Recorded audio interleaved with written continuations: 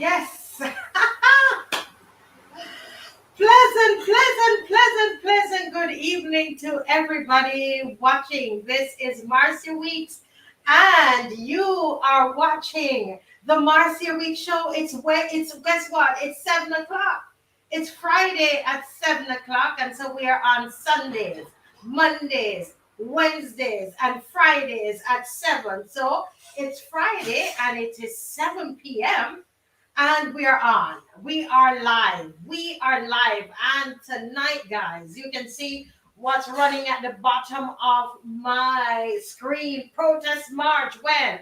Saturday, September 16th at 10 a.m. And we're hoping that the location is the same, our regular location. We couldn't be there because of um we had cricket, but this is not tomorrow, Saturday. It is the following Saturday. The following Saturday, guys, all we got to do is stand up. As you can see from my picture, you realize what's happening. You see what is happening. They're playing that poker game on top of the people. Do you see the picture? I love the imagery. They're playing the game, right? How many of them there? There's 6 of them. They're playing this game on top of them. But the table, it's the people, right? There are people. And notice, guys, with this picture, there are more persons underneath the table, holding up the table than are playing the game on the table, than are sitting around the table. Yeah? Notice what is happening. Did you notice that? But notice, look, you see where their hands are? On their knees. And they're pouncing to get up. And so all we have to do is stand up. And when that's what we're doing on September 16, 10 a.m. September 16, 10 a.m. Remim, thank you. What's your right name? I don't know your real name, but you were the first to be on, and you said, "Good evening, all. Please like and share so the info gets to the majority. Don't play dead." That's what Ramim is talking about, getting up and standing up. All we have to do is to stand up. All we have to do is stand up. There are more of us than there are of them. Look at around the table. Look, only 6 of them around the table. Look how many of them under the table and pouncing. And if we stand up, this game is over, Barbados. It is over. All we have to do is stand up. Greetings, Pauline. Hi, Wayne. Hi, Nubian. Share, guys, and like and subscribe. Subscribe to the YouTube page so that as soon as I come on, then you're going to be able to get the information right away. And let me tell you something that's happening tonight. We're making our debut on Rumble tonight, guys. And Rumble, we are reserving Rumble to deal with some of the issues that we can't say, like the V word. You have some words we can't say, or the C word we can't say over here. Hi, Trevor. Hi, Trevor. Trevor is working really hard. I shouldn't say that. But hi, Trevor. Come hard. Good night, guys. Share. Tonight is going to be a powerful night. Guys, all we have to do is stand up and the game is over. The game is over. That's it, guys. Look how many of us underneath this little flimsy table that they put on our backs. The table is so flimsy, and we are the ones holding this thing up. We are the one giving it energy. So all we have to do is to decide that it's over, and it's over. That's all we have to do. Stand up, and this game is over. Guys, Pauline. Hi, Pauline from Maryland. Mystic Angel. Hey, Mystic Nubian Queen. It's Friday, 7 o'clock. Friday, 7 o'clock. Protest march. No protest march tomorrow. Tell them don't go down to Kensington tomorrow. But you see, the following Saturday, we're going to be out there. And guess what? We're talking about transparency, right? We're talking about transparency and accountability, right? And these are some of the issues that we're going to be discussing. And that topic is so vast and wide, right? So there's so many things that can come underneath that, and a lot of people have been asking to that we need to go out and really fight against those some of those mandates, okay, and the V word, because they believe that it's going to come. And so I am dealing with that on Rumble this evening. So after this show, if you if you have the stamina, go to Rumble either tomorrow or after the show, and you're going to see myself and Dr. Ferdinand Nichols dealing with that issue, that V, the one that they say we can't say on here on YouTube, right here on YouTube, right? Mr. Maximus, good evening, good evening. Oh, guys, it's great to see everybody tonight.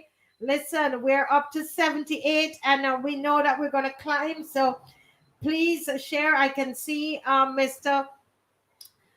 Franklyn in the green room, and I know he's wiping his mouth, so I know he's getting something to eat.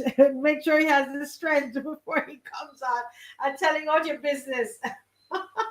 Yes. Thank you so much. I am back in Barbados. I'm back in Barbados. I had a grand time in Trinidad, and I'm back in Barbados. But you know, as our general gets ready to come on, I can see he's centering himself. I want to remind us. Can I just take a little time and remind us of something? And it is this, guys, that we have no opposition in Parliament. There are no opposition senators there. All we have is God and us. That's it. We are the opposition. Do we understand that? We are the opposition. And so when you turn on your computer or you click that link on your phone, this is not willy-nilly. You're not coming on because you have nothing else to do. You're coming on as the opposition to educate yourself, so that when you speak from a position of information and understanding. And that is what is going to happen. Analysis. You can look at the news and you can analyze the news. I see some of the opposition, they send me things in the middle of the day. Then things that they didn't used to send me these things, but they understand now that I am the opposition. Yeah? We need to claim that power. Yes, claim the power.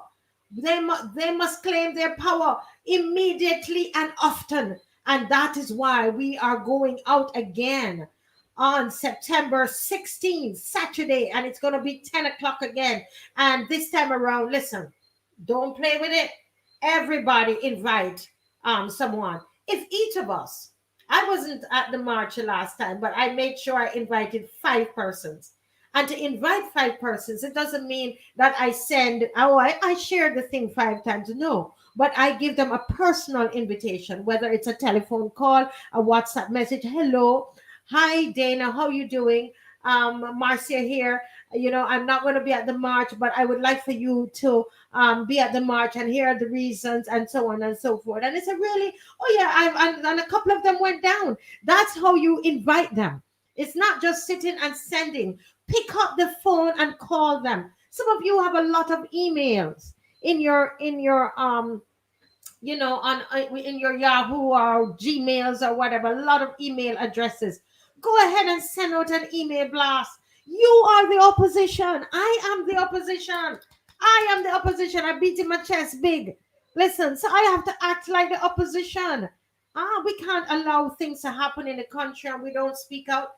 Did you realize what the opposition did with the situation in Austin? Do you see how quickly they went and resolved it? The deputy prime minister was there, you know, in her nice spoken voice, resolving the issue. Why? Because social media got on them. You got on them.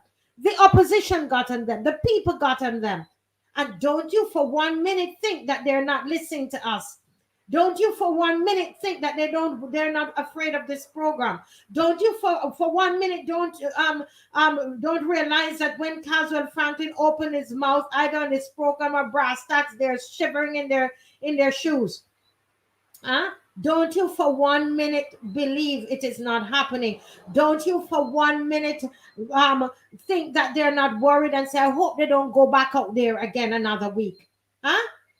And don't you for 1 minute think that they're not thinking that, I really wish that the numbers would not increase. But we are the largest numbers on on protest number 3.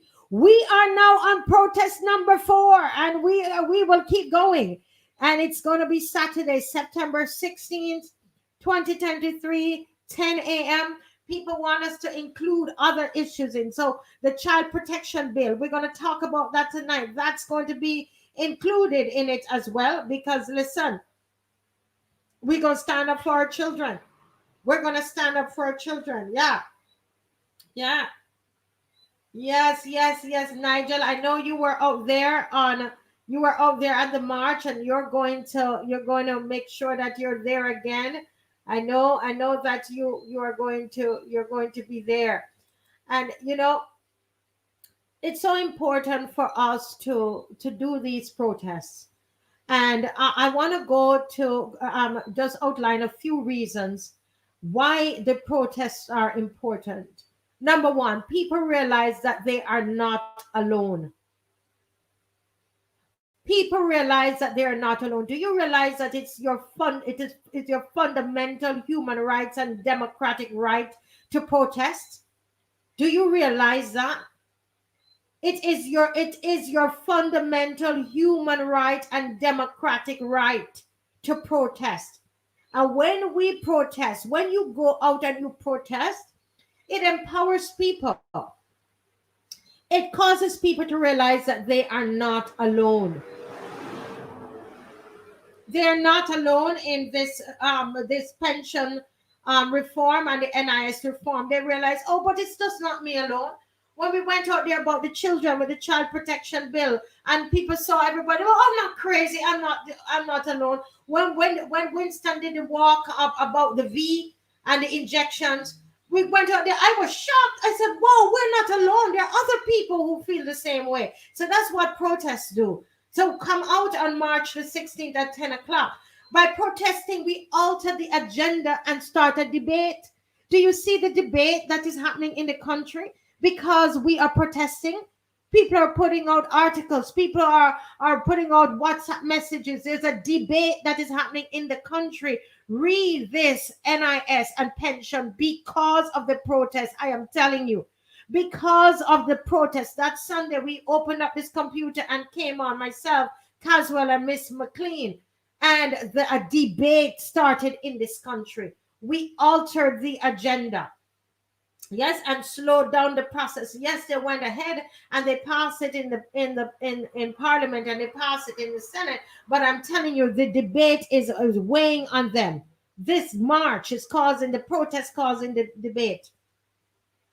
The protest provides an essential voice for minority groups. There are some people who they feel like what they have to say, they're not in the majority, But the protests provide an essential voice for minority groups. So protests are important. It's our fundamental human right and our democratic right. Sometimes we win. Right? Sometimes we win. But the point is this: we don't win all the time. But it doesn't mean that we're not going to protest, right? And sometimes the way that we win is not in the way that we think that we're going to win. It doesn't pan out that way. Okay? It doesn't pan out that way. Sometimes the same leaders, they go ahead and they change course. But they never tell you that that's the reason. They might come and tell you it's because of something that they were thinking of doing. They will never want to give you the credit, right? They're not going to want to give you the credit. So if you remember, the protest for the children caused the prime minister to come out to say what? We're not going to be teaching transgender education. That was forced out of her by the protesters. You see, protest is very important. So when you're talking to your neighbors and you're inviting those to come out, I'm giving you ammunition, I'm giving you information that you can use to invite them to come out. Sometimes we win, but it takes a generation or more to see, right? Sometimes we win, but it might take a generation, right, for us to recognize that we have won. It takes time. Look at what has happened to our foreparents. Look at those in the 1937 riots. Go further back. Look at Bossa. Look at what Bossa was fighting for, and we're living in that now. Look at what the people in the 1937 riots, what we were killed for and fighting for, and we're living that now. And so this is now our time to protest. It's our time to rise up. And as I said, all we have to do is what? All we have to do is stand up. And once we stand up, the game is over. It's over. Good night, Mr. Franklyn. It's good to see you. Hello, good night, and it's good to be here. I thoroughly enjoy these sessions, and I try not to miss any, because I enjoy the other people who come in. I learn from them, and I hope they learn something from me too. And so I want to agree with you that we must stand up, because the only thing we have right now is fear that's stopping us from doing what we want to do. That's the only thing. And I could assure everybody that's listening to us that if we all stand up, we cannot all be victimized. That is the problem, because people worry, oh, they will victimize me. I said, but they're doing it now. But they're doing it individually. If you all stand up, they can't do it. I said that to the staff at National Insurance Wednesday. Because some of them are afraid, they might do something to them. I said they can't do something to all. You have to be your brother's keeper. Touch one, touch all. If they come after you, they come after everybody. You have to stand up for your brothers. You must be your brother's keeper. Because we have elected people to be our bullies. People get elected to run this country on our behalf. But they think running this country on our behalf is to terrorize the people who tell them who have a different opinion. Well, I'm very sorry, but I don't like bullies. I never liked bullies, and I'm going to start now. And that's what we have. You see the issue here with the young lady at Oysens? Yes. They had two factors to that. One, the people speaking up, and they don't want to lose Ralph Dorn. So they're rushing to do it fast because they want to keep their 30. They don't want any leader of the opposition. They are afraid of opposition. And they were afraid that Ralph would get vexed and leave. So you got any hint of opposition, and they move with haste. The problem with us and our marches and stuff is that they are not seeing enough opposition. We need more people out there. We need more people to come up and say, thus far and no further. And I can assure you, the government will crumble in the face of the people. But the people have to stand up. Just stand up. Yeah, and that's what is necessary. And I believe that they are worried. All we need, guys, we need the numbers out there. We need the numbers. And the thing is, we can't work in silos. We can't be one group is over here and another group is over here. And that is why tonight we want to talk about the child protection bill, because, Mr. Franklyn, you have taught us that the way they are putting these bills together, even when from the time you were in the Senate, there's everything is rushed and it's not done properly. And I remember you saying that yourself and Monique Tate, that you were so concerned about it and would make a fuss the speed at which they would bring these bills. And one of such bills, it's not just the NIS bill that they're now saying that there's an error in it, but there's a child protection bill that is littered with all kinds of issues with that bill. And so tonight we have with us a lawyer, Davida Maynard Holligan, and she's going to come on and talk about the bill. And I know that you have your own take on it as well, Mr. Franklyn, but she's going to come on for a couple minutes and talk to us about it, because we need to come together. We need to come together. What are the issues we're having? Are you having problems on your job? Or is there injustice being done to you, like what was being done to the woman the young lady, Monique, in Oystens? what is going on with you? Are you experiencing injustice? We need to come together, because all we have to do is to stand up. And once we stand up as the opposition, when we stand up right now, you see those guys underneath that table, they're potentially the opposition. They're still the opposition, but they're not doing anything. But the moment they go into action, all they have to do, those guys underneath the table, all they have to do is stand up. And once they stand up, that's it. And that's what Barbados is going to do with the NIS bill, with the about the pension bill, the child protection bill, concerning workers, justice for workers and for children. Look at what has happened to that child, by a teacher, alleged by a teacher. That has happened, was in a newspaper. You know, all of these different things. We've got to stand up for transparency and accountability. And they need to start respecting the opposition, respect us. So, Mr.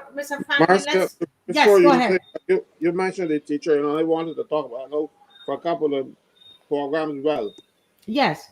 This isn't only one teacher. This one is before the court. I don't even want to try to discuss it. But there's another one where the child is 14 years old and pregnant. And What? yes. And they have done nothing about it other than suspend this person. And I don't know what they're waiting for. Either he's innocent or he's guilty.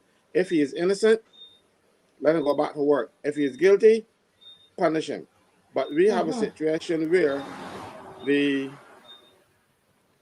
two people who ran in the election, not a big thing, and not even against the law, but they brought charges against them and swiftly brought those charges to bear. Now this is one, and I was waiting, I want to see what they're going to do, but I can't wait any longer because this other one is being noticed, but this one is more. This is just as egregious as that, and that child at 14, pregnant. I am not going to tell the rank of the teacher because it would narrow it down to two people. So you're saying that there's a 14-year-old child that is was impregnated by a teacher? Is that the allegation? Is that what you're saying, Mr. Franklyn? Yes, very much so. And In Barbados? In Barbados. You know what? You know what? Let's. You hold up. We have to get into that a little bit more tonight. But I'm going to let Miss as soon as she settles, let her come back on and talk about the child protection bill, because you see how that goes into this. In fact, she's still settling. So you're saying that the 14-year-old girl being impregnated was before this boy was raped. This, I don't know if it was before, but I found out about it long before I found out with the little boy. And I am waiting to see, because this happened this term, this school year. Yes. The teacher didn't go to school for the entire school year. Ah. All right. So it's been there languishing for a while. And I don't see the chief education officer rushing to bring charges against that person like they did with Auburn Bob and Pedro Shepherd, who exercised their constitutional rights and ran in an election for which they were entitled to do so, and they were entitled to do so since 1966. And I didn't see it, but that was a big thing. You know, but something like this, I am not seeing any arrests. I am not seeing any charges. I'm not seeing anything, because first of all, at 14, that child cannot give consent, whether they consented or not. Correct. And, yeah, go ahead. A child at 14 cannot consent to sex with an adult. And the ministry is not moving fast enough with that one. And my problem is that I don't know if the person happens to be like political persuasion as the people in power now, so they're not doing anything about it, or what, I do not know. I said I don't know if he's innocent, I don't know if he's guilty. But the allegation has been made the child is pregnant. That's one thing I'm sure of. And that particular education official has been identified as the person, and he has been suspended. He has been suspended pending the outcome of disciplinary action, but they're taking it. When they going to take it? When the child is born to get DNA test? I don't know. Well, you know what? Let's talk about this is very serious, some serious allegations. And as a parent, you're getting ready for your children to go into school. And these are the people that you send your children to school to. They're in charge. They're in their care. Correct. And yeah, right, Mr. Miss Holligan. You see, I didn't know it as Maynard Holligan. Sorry. Welcome to the Marcia Week show. It's great to have you. Thank you for the work that you have been doing yourself, and Felicia, my great friend, and all the Mr. John and everyone, Dr. Evelyn, and everybody's been doing Watch Out My Children and Family Faith Freedom. I've been doing a lot of work as it relates to the children and the child protection bill. Before we go into it, you've been hearing some of these allegations, and I know you don't know the details of the case, but as a parent, what's going through your head? I'm very alarmed. Now, this hasn't just begun, but I'm very alarmed. Especially, I didn't know about that second case about the impregnated 14-year-old girl. So to hear that there has not even been a charge brought as yet, this is something to be concerned about. The thing about it is that we need our country, we need our parents, we need our people to take these sorts of matters. These are attacks against our children, and we need to take them seriously. The school must be a place where our children are safe.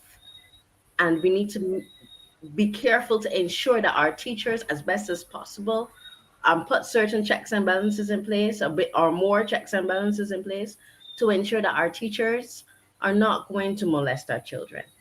And the point is to reduce the possibility of these things happening.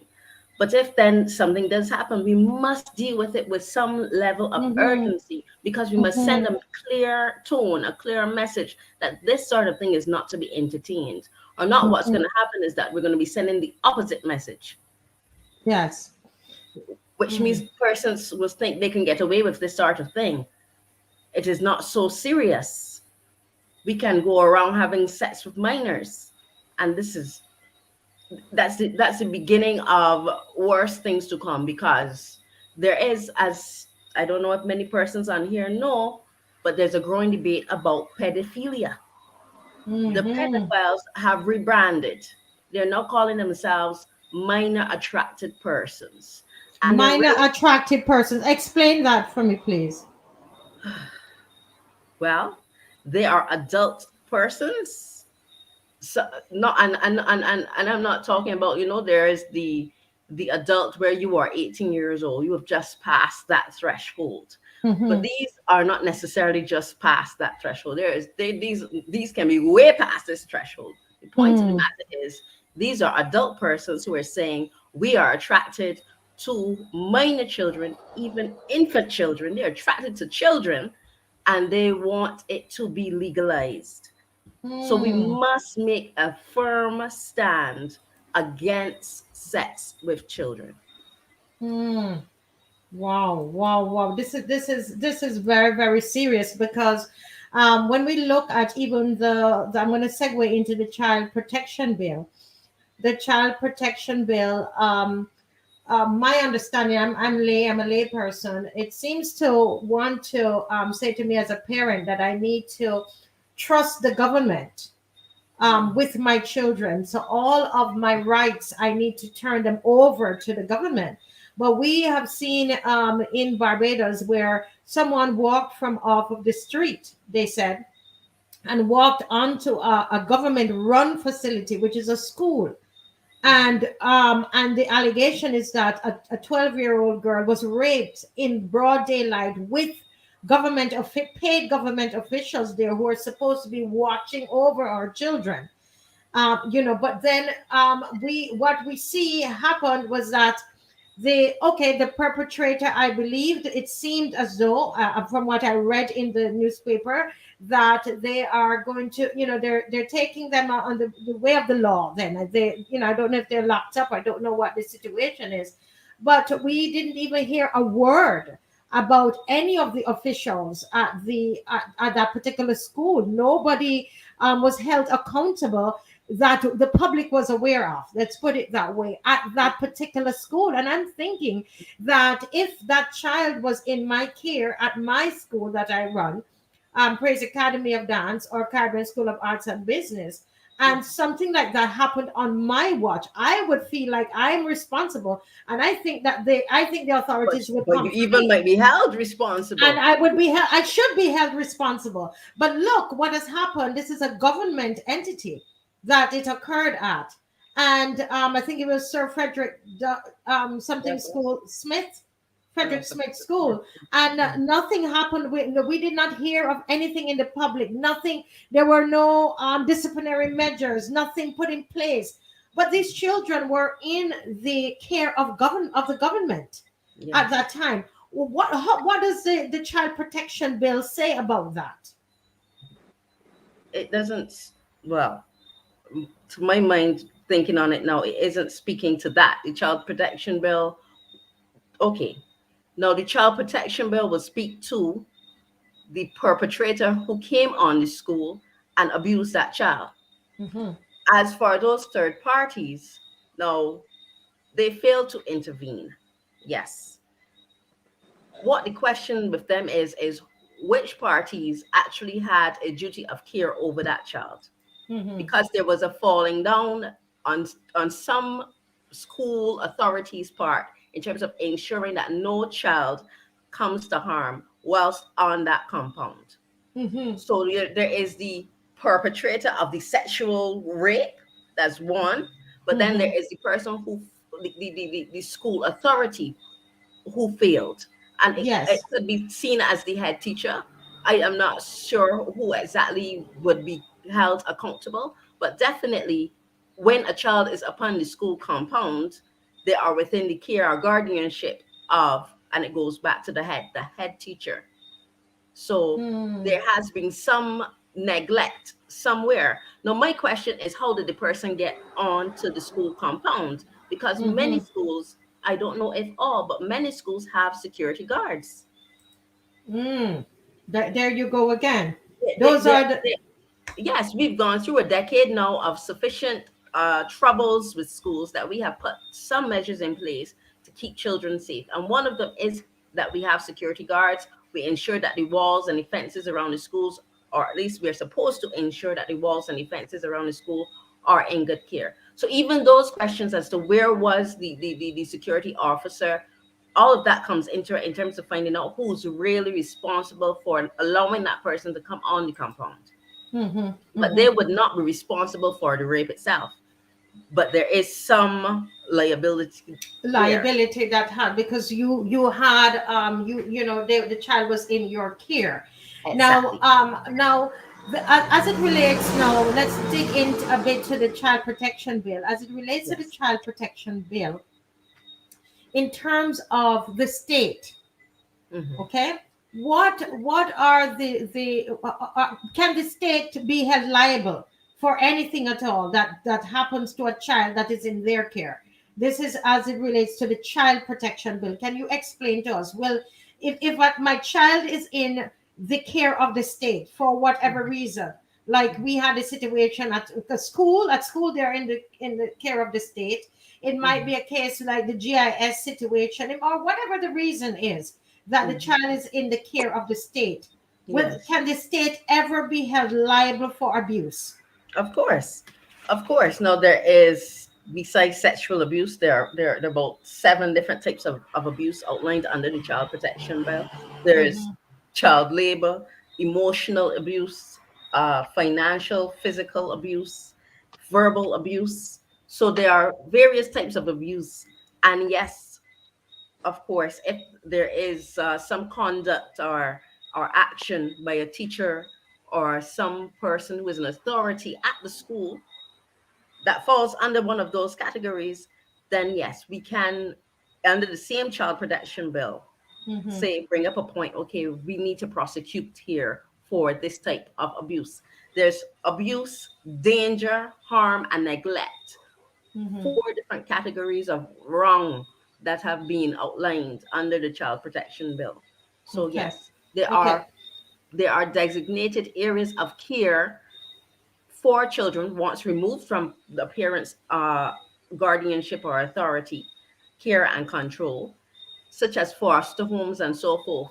Now, these are authorities that have been set up by the state for the care of a child when removed from a parent. Besides schools, that's just what I'm saying. It's not all about schools. So once a child is within these compounds, they have a duty of care. Right. And should they breach along the lines as outlined in the child protection bill, such as abuse or danger, harm, or neglect, then they too are responsible and can be sued. Sued as well. Now, what are your, thank you so much for that, Davida. Can you tell me what are some of the concerns? You are an attorney at law. You're also a parent, and I know you have read and poured over this child protection bill. What are some of the concerns that you have with this child protection bill? I have a few, but I'll only talk about maybe two. Okay. And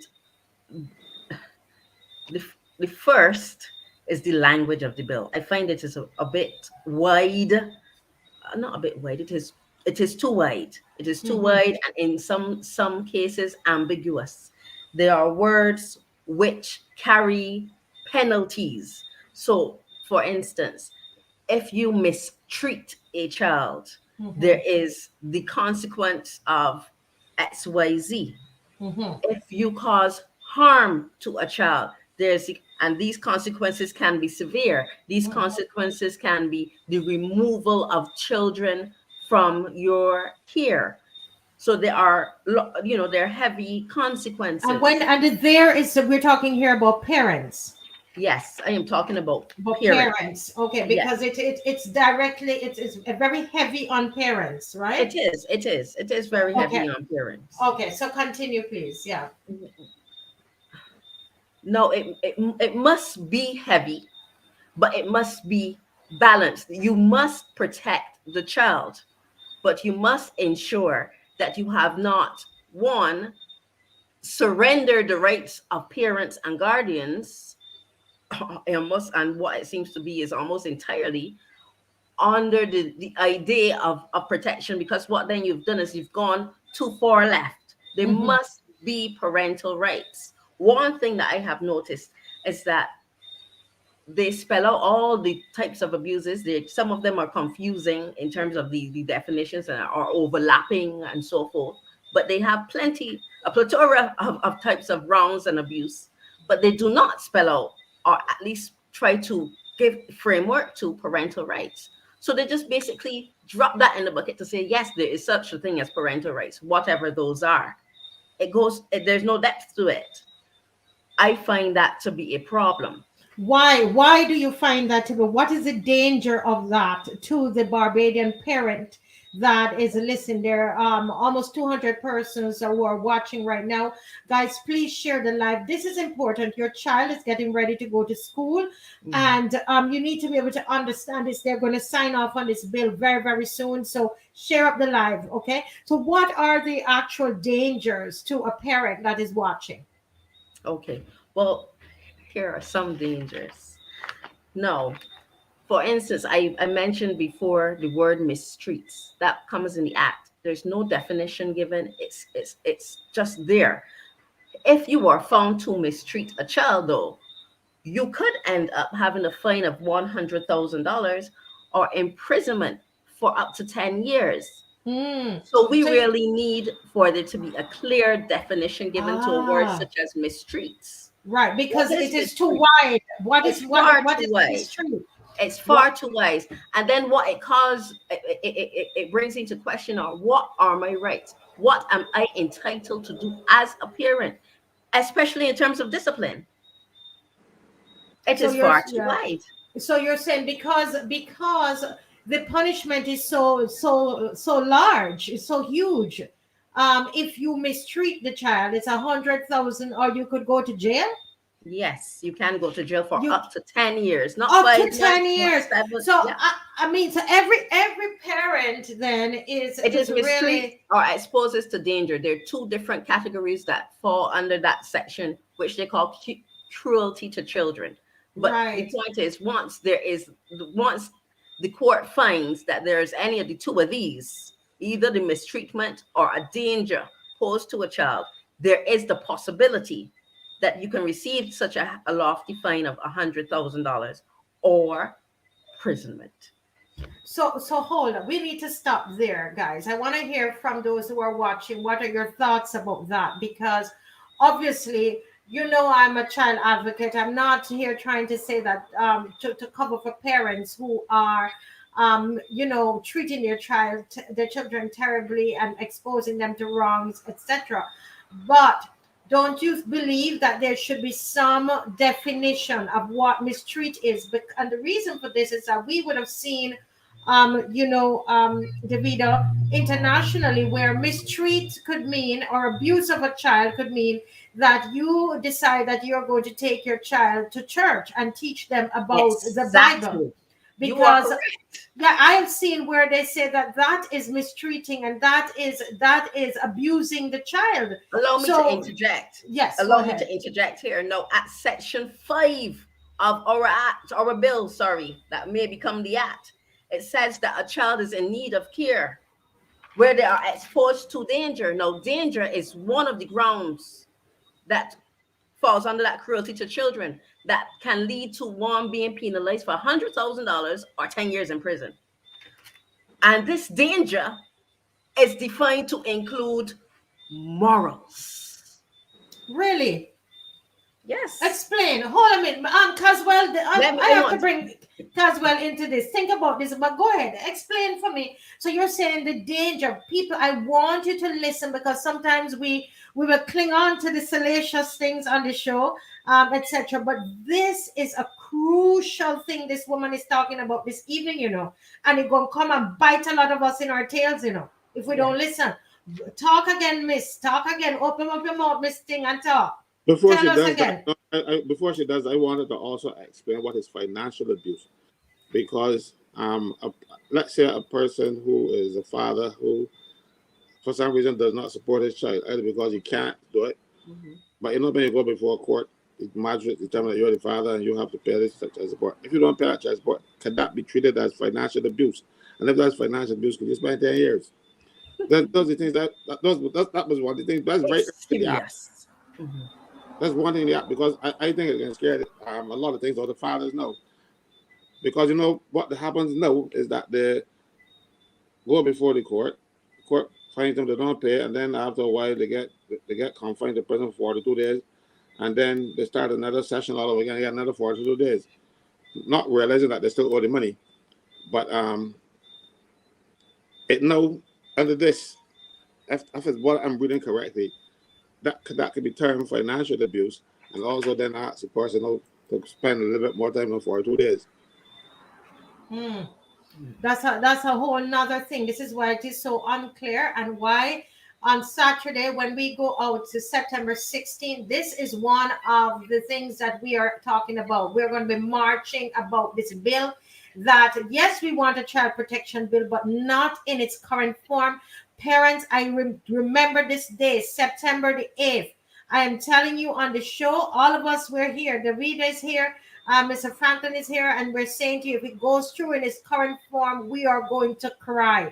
We are going to hurt. We're going to see the destruction of our family unit and of our children and of parenthood in this country. Somebody wants you to break it down, Davida, because sometimes, we can talk a lot of heady, make it real heady. What does it mean as a morals, as danger? Morals, because they say anything that we do that's danger brings danger, but it can also be morals. What does that mean? It also says other ways. It's so wide and funny. It doesn't only say yes, morals. It says or other ways. So this bill don't make a lot of sense to me, and I didn't go in depth with it. I just scanned it briefly when I saw everybody complaining about it. But the more I look, the more I see that this bill should not have left No, it's not ready. the draftsman yet. But I would tell you that there's something about this bill that if you look at it in light of what is going on globally with the LGBTQ, I must call it an agenda. Mm-hmm. You can, and you know, if there is no LGBTQ, there's simply an unnecessary width, unusual width, because our draftsmen are good. There's an unusual amount of width and ambiguity, and some words have no definition given at all, and that is not normal. Why are all these gaps being left for what purpose? For someone to come up with an interpretation later on. But when you look at it in our current context in the world where there is the LGBT agenda, it gives a very different view. I must say that it does look as though this is the framework for the entry of LGBT counseling and so forth. And Ah, if so there's now you're talking plain. You're opening up. Jamaica, we say, open up your clean mouth and talk to us. So talk to us now about danger, because people on here, your parents on here, they want you to explain the morals as danger. all right, well, Explain that. what I would say, let me go back a little first and come back. Yes. This act has abuse. Now we know the definitions for abuse, but then it goes further to say to create another category of wrongful action toward the child that it calls danger. Mm-hmm. Now we know about abuse and neglect historically. Those have been the grounds, the primary grounds. Mm-hmm. But now Mm-hmm. there is abuse, there is danger, there's interwoven within the act this word name called harm. There is no good definition given. There's no definition for harm, but it is all over the act. There's neglect, as we are accustomed to, and then pops up in section 61. I believe it's section 61. Let me double check. Section 61, mistreatment, mistreating a child. So we have a lot more areas of wrong. Okay, let's say there's a lot more areas to cover. They have to be properly defined. We cannot keep putting all over the place any other circumstance, because that can open a floodgate. That can open a can of worms. Anything could become any other circumstance. So the act states that there is physical, sexual, verbal, and emotional harm, and these things amount to a danger to a child. I, for one, don't think that it's necessary to include these dangers because we already have abuse. We have Mm-hmm. physical abuse, sexual abuse, verbal abuse, emotional abuse, and other types of abuses. Why now include this danger? But they have included it. Now, to get back to section 5, they have not defined them anymore as to say that there are things that can bring harm to a child. Now, what is harm? Now, if my child says, ow, ooh, something bite me, is that harm? Am I then to be found liable because I don't know, I allowed them, I didn't close the window and the mosquito went inside and bit the child? There must be clear definitions given. At section 5, they state, getting back to the morals point, Mm-hmm. and this is at 5F. Let me make sure I have the correct thing. Has been exposed to danger, moral or otherwise. So here we have no a widening of the non-definition given to danger. So Yes. danger now is physical danger, whatever that means, sexual danger, whatever that means, verbal danger, whatever that means, emotional danger, whatever that means, and moral danger. Never have I seen this before. Mm. Now we know, and this is the idea of morality in our culture and in the law stems from religion or is connected to religion. It does not necessarily have to be uh, religious. For instance, when we say religion, there are atheists, they are not necessarily connected to religion. but they will have some moral code. Yes. So what it is saying is that your morals causes not abuse, but some sort of harm, which is a great ambiguous term being used within this legislation. What is harm? Does it mean that the child disagrees? And so there's an emotional upheaval which can happen? Is I, that harm? I harmed my grandson some time ago because he didn't want his hair cut. I took him to the barber and they said, start from the front.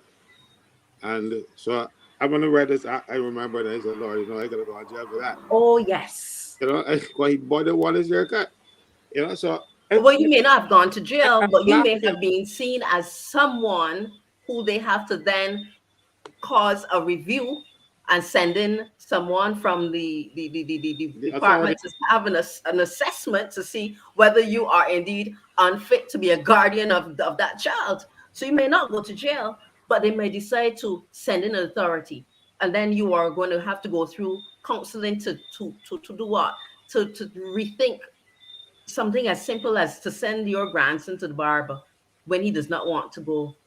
The point is, I know this may seem like an excessive, out there, outlandish kind of thing, but when we have legal frameworks that are not giving proper definitions to the words and the actionable, very heavy words being used within them, then anything can happen according to the interpretation of the judge. But also, you spoke about Section 61, and it says if you neglect a child, what is neglect? Because I didn't give the mother money for him this week. No, we going back to financial abuse. Neglect really is, it's really what it has been before. Although they have something in there about doing something that is inappropriate for the child. Again, I don't know where that came from. They have some loose language in this act that they need to take out. Let's keep it tight. Let's keep it Mhm. tight so we know what things mean. That part needs to be taken out of neglect. Some they have let me read it for you. Any other act or omission by the parent with respect to a child that is inappropriate for the child. That is not how law is done. We know that this is wrong because it means this. We know that an action is wrong because it is this type of action, not any other type of act or omission that is inappropriate. What exactly is a little too loose. We have a lot of loose Yeah. language. One thing I want to stick in there, I'm getting to the financial abuse that you brought up, but physical abuse, any action or omission that brings pain. So I know there's a large debate in Barbados of whether there should be corporal abuse or not. I believe corporal abuse should be allowed. Sorry, corporal punishment should be Punishment. allowed. Yes, sorry, not abuse, not abuse. We must be very careful not to ever allow it to become abuse, and that is the framework that I think ought to be in the act, so that there's a clear demarcation, or at least some idea of a demarcation between corporal punishment and physical abuse. But any action that causes pain. Now, I remember speaking to a lady a few years ago. She did not believe in corporal punishment, but her way of getting around her son when he started to fuss up was to pinch his ear or pinch his hand. Can we not argue that that is an action that causes pain? Is that then not physical abuse of that child? Are we not going too far here? Is this not too Mhm. wide? That is Mhm. my Or, question. or if I say to my son, okay, go into a timeout, I used to tell, put them a timeout in the corner, that is causing him pain. That's It's, causing an it's, emotional it's pain. it Was pain that's if you true, don't but want, that's he separate. doesn't want This to is go. pain that is bodily under Oh, physical this one, abuse. of So they physical do have pain. emotional abuse as That, so well. that's what I'm saying. Where does it stop? It is abuse if he doesn't want to go. If you put him in the corner, he don't. But if he decides, well, I don't want to go in, and you insist that he goes, you just abuse that child according to this act. It's very possible, I would say, that that can be interpreted that way. That once a Because child does not want to, that it can be interpreted as so the emotional act abuse. is basically silly because it is not it's a silly thing, and it is just like It is what. too wide, it is too liberal. Let me read the definition given for emotional abuse. Yes. It is any act which causes psychological pain or injury. So, or significant harm, we've gone back to the word harm.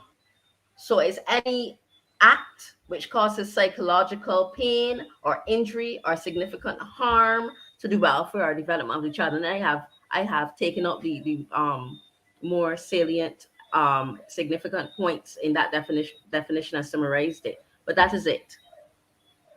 And so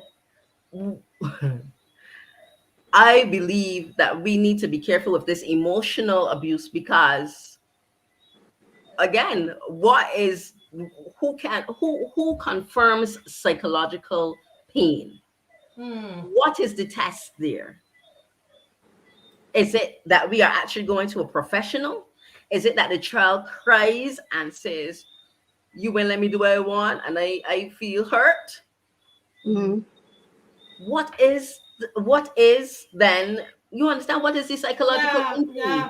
But Is it because something that we would yeah.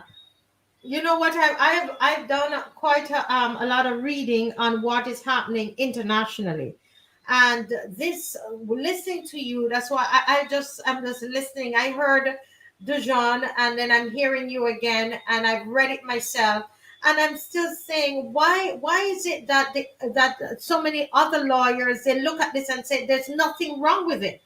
And when you look at what's happening internationally, you see that this bill is setting the stage Yes, it is the framework. for it is setting the stage for our young people, for children, to be able to say which gender that they want. And when you don't, I'm going to say it because this is what it feels like to me.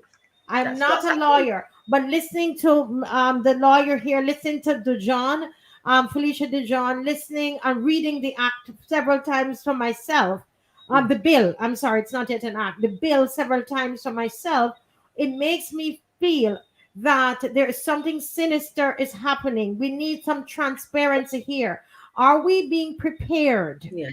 Are we being molded and prepared for this kind of transgender education or transgender choices then within our homes, where children say, well, I don't feel like I want to be a boy, or if Mhm. the and the parent says, no, but you're a boy and you have to wear boy clothes Mhm. because you are a boy, and Mhm. then the child said, no, I want to wear dress and panties and whatever, and Mhm. because the parent says no, it seems to me the leeway and the fluidity or the width of the law is leaving spaces for them to be able to say, well, the child is in danger, emotional danger, because Mhm. they can't get to be be a girl or be a boy, that whatever they choose to. So it is leaving a lot of leeway, right, The- for Marcia, lots of things to happen. Marcia,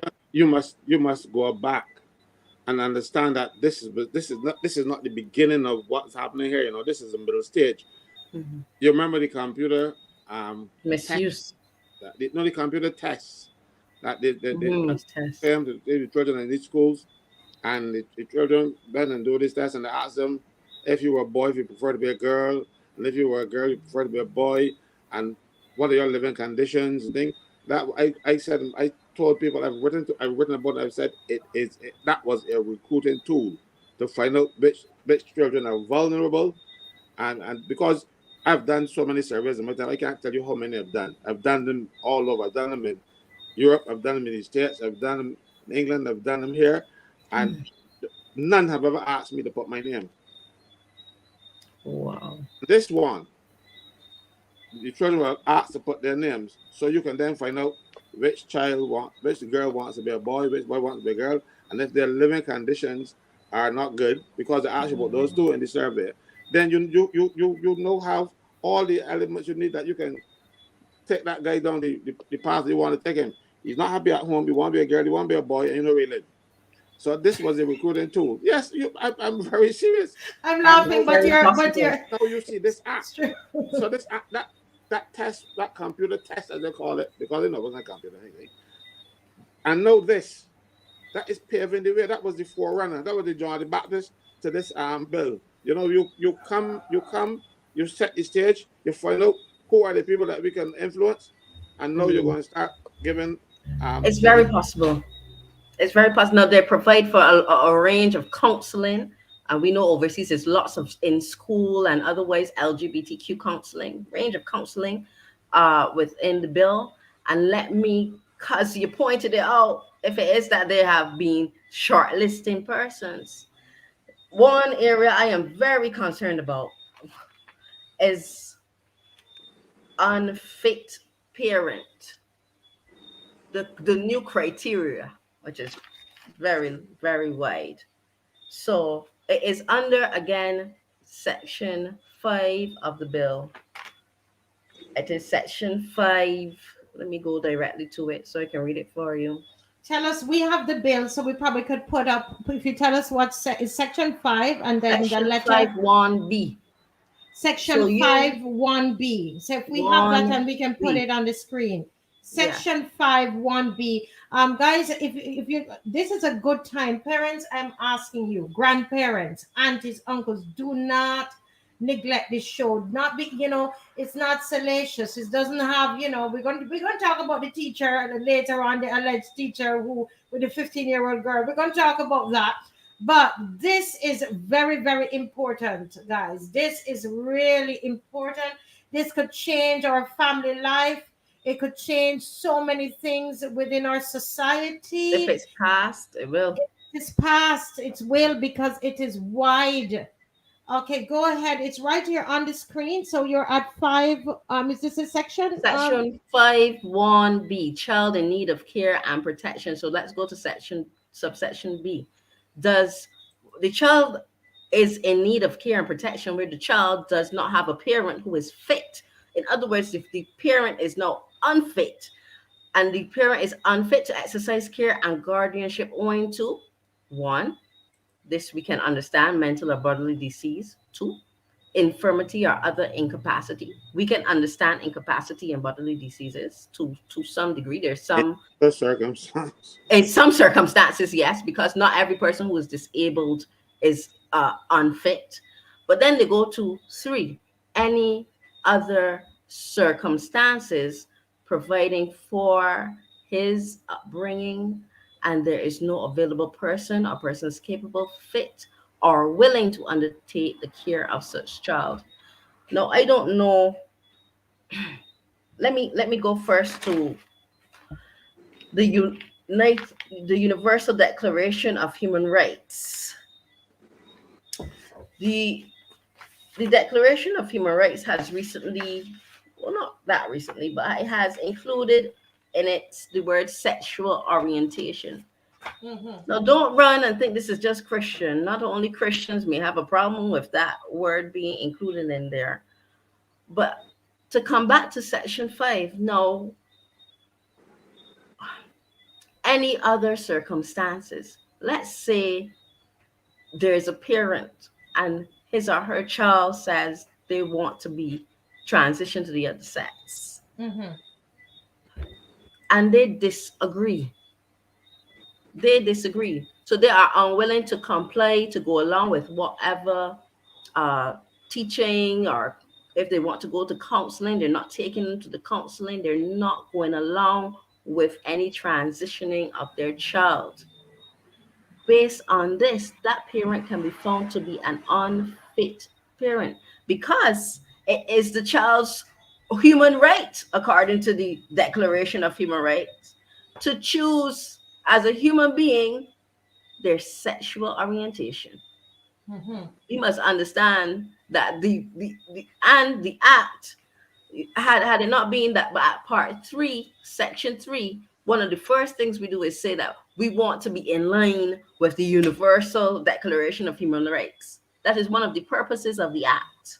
So we want to follow that regardless of what it says. Right now we want to follow that. That's what the bill says. Sorry, that's what the bill says. So pardon me? I was asking you if you realize that this administration has been gradually sneaking terms into our laws, Yes. like domestic partnership, And of course, now, what is the domestic partner? A domestic partner is a man and a man, a woman and a woman, or whatever. You can have two people living together, same-sex people, and that has been put in our law. One with the welcome stamp thing. They were going to import those people from overseas and bring them here to influence us. And then in the Employment Prevention Discrimination Act, they also put it in there, and people and it went in unnoticed because people, as a matter of fact, that bill was passed the day when they walked out the Senate when it was fearing for my life, and but they passed it that very day. So I didn't even get a chance to speak to it because they wanted to speak to these issues, but they are easing in without bringing the people of this country into any decision making of this process. They just disagreeing that you should have any say. You don't. You should have a say. The government knows all, and knows best. Yes. And they don't include you because this bill was passed in the House of Assembly. Yes. This was already passed. It's not gone back. Yes. Right. It was passed in the House of Assembly. The problem here is what we are doing now should have been done before the bill reaches the House. But the government don't think that we should have it. We don't have any sense, or we don't understand what's going on. They just treat us like idiots. But as you said, Mr. Franklyn, we have to make them see our point. We have to take our stand. We have to make our stand. Yes. So listen, someone has been asking this question, and I'm very alarmed about this, and this is why on the 16th of September, this march that we're having is going to definitely be about the pensions and NIS bill, but we cannot forget about this child protection bill that is going to take away the rights of parents and probably put children in more danger, possibly. But here's a very, very, very intelligent question somebody's asking. Where are these children going to be housed when the parents are fined and jailed? Does the bill address what will happen to these motherless and fatherless children? No, this is a real question here. No, from what I gather reading the bill, majority of persons will not necessarily be fined, nor will they be jailed.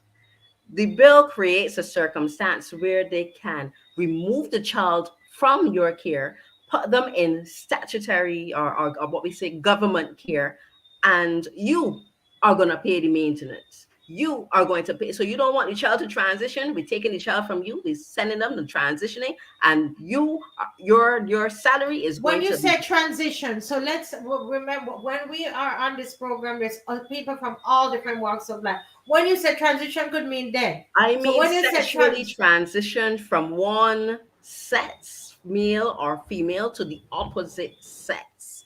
If the child says, for instance, they do not wish to do so, and it is found by the judge that you are then an unfit parent for not allowing your child to exercise his or her human right according to the Declaration of Human Rights, and they remove the child from your care and put the child in a government institution to allow them to sexually transition to the next sex.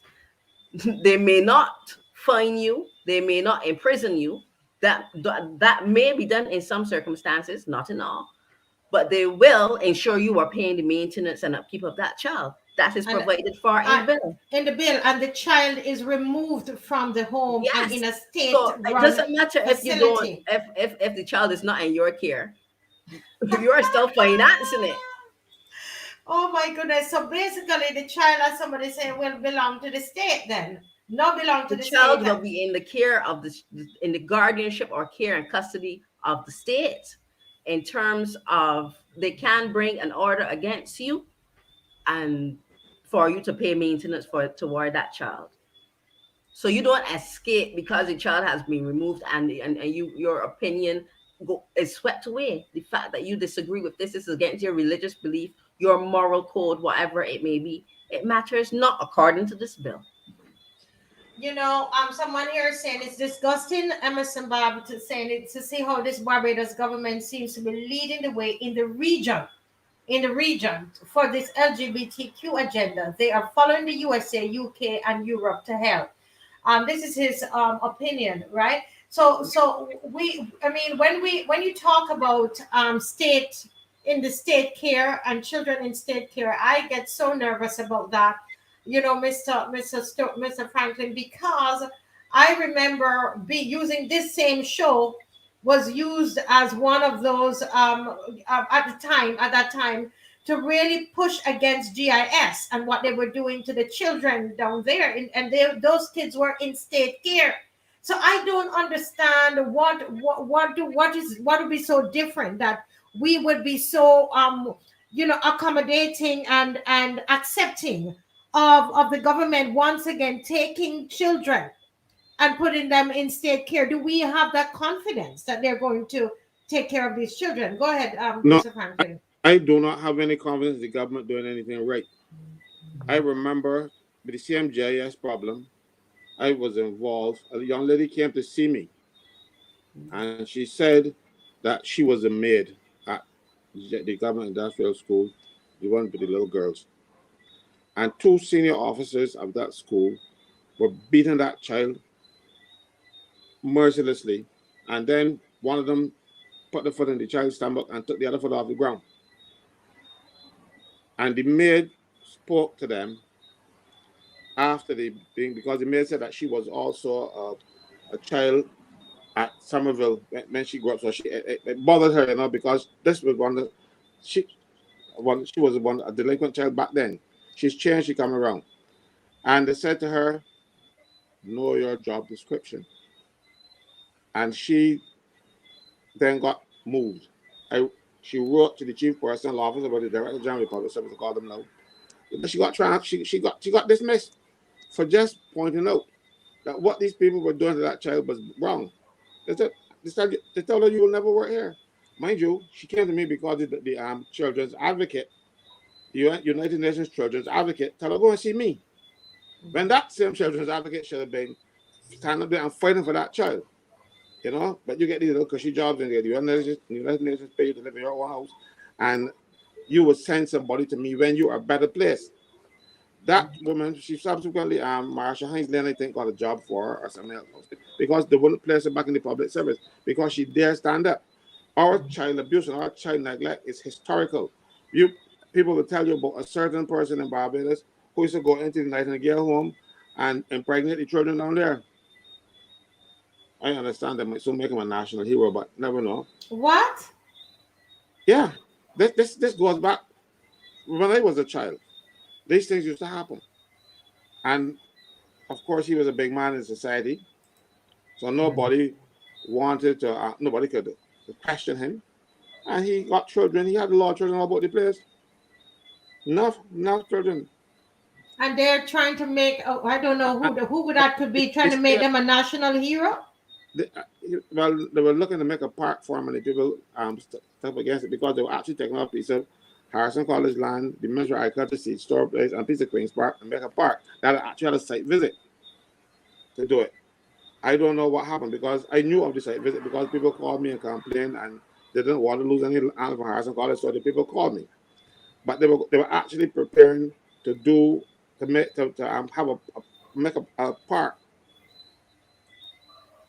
And name it after this person. The person was one of the most awful people in Barbados politics.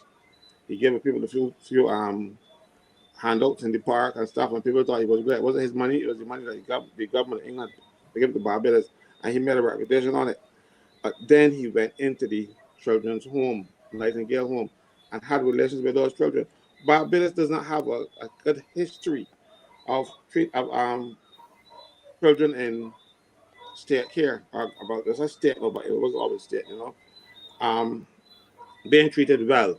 A lot of them ended up being abused and going the other way. I remember another child, she was raped,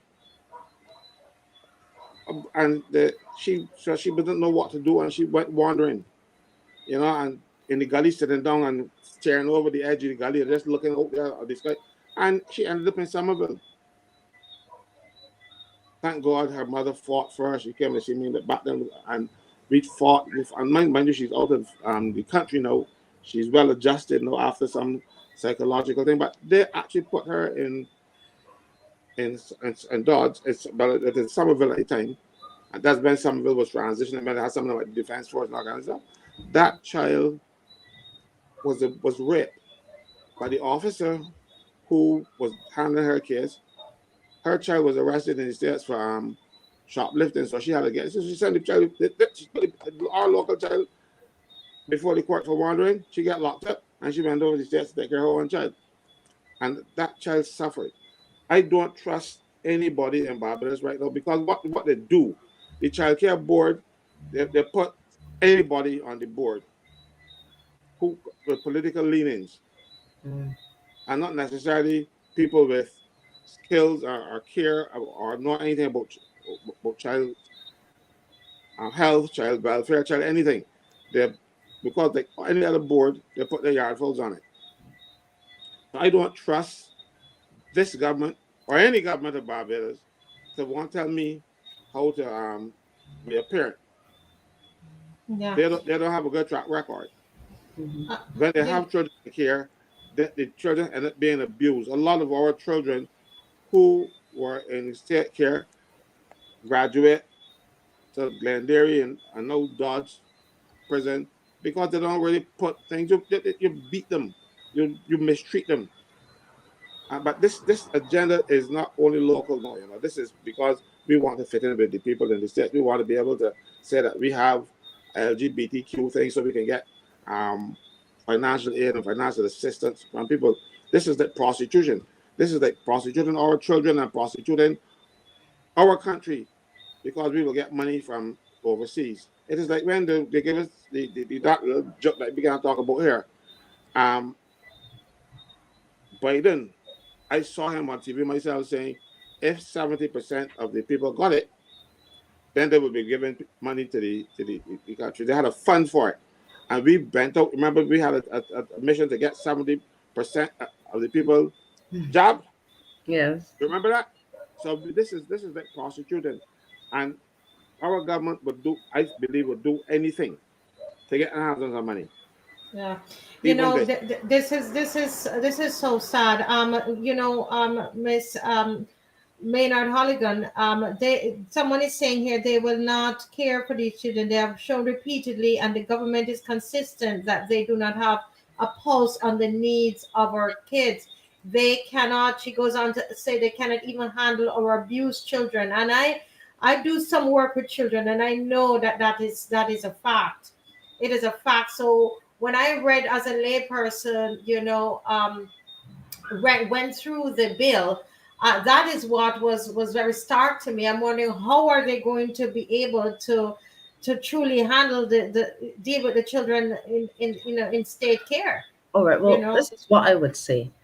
I have pointed out the extremes, but then there are some uh, softer, let's say more moderate measures that they have the power to take as well. And I did Mhm. mention it just briefly, but there's the sending in of the person to send to have an assessment. There's so you get a report on your parenting, and then of Mhm. course you as a parent could be subjected to counseling if they think that you have caused some wrong, some harm, some mistreatment, some all the many different types of wrong to the child. So it's a ladder, it goes up and up and up.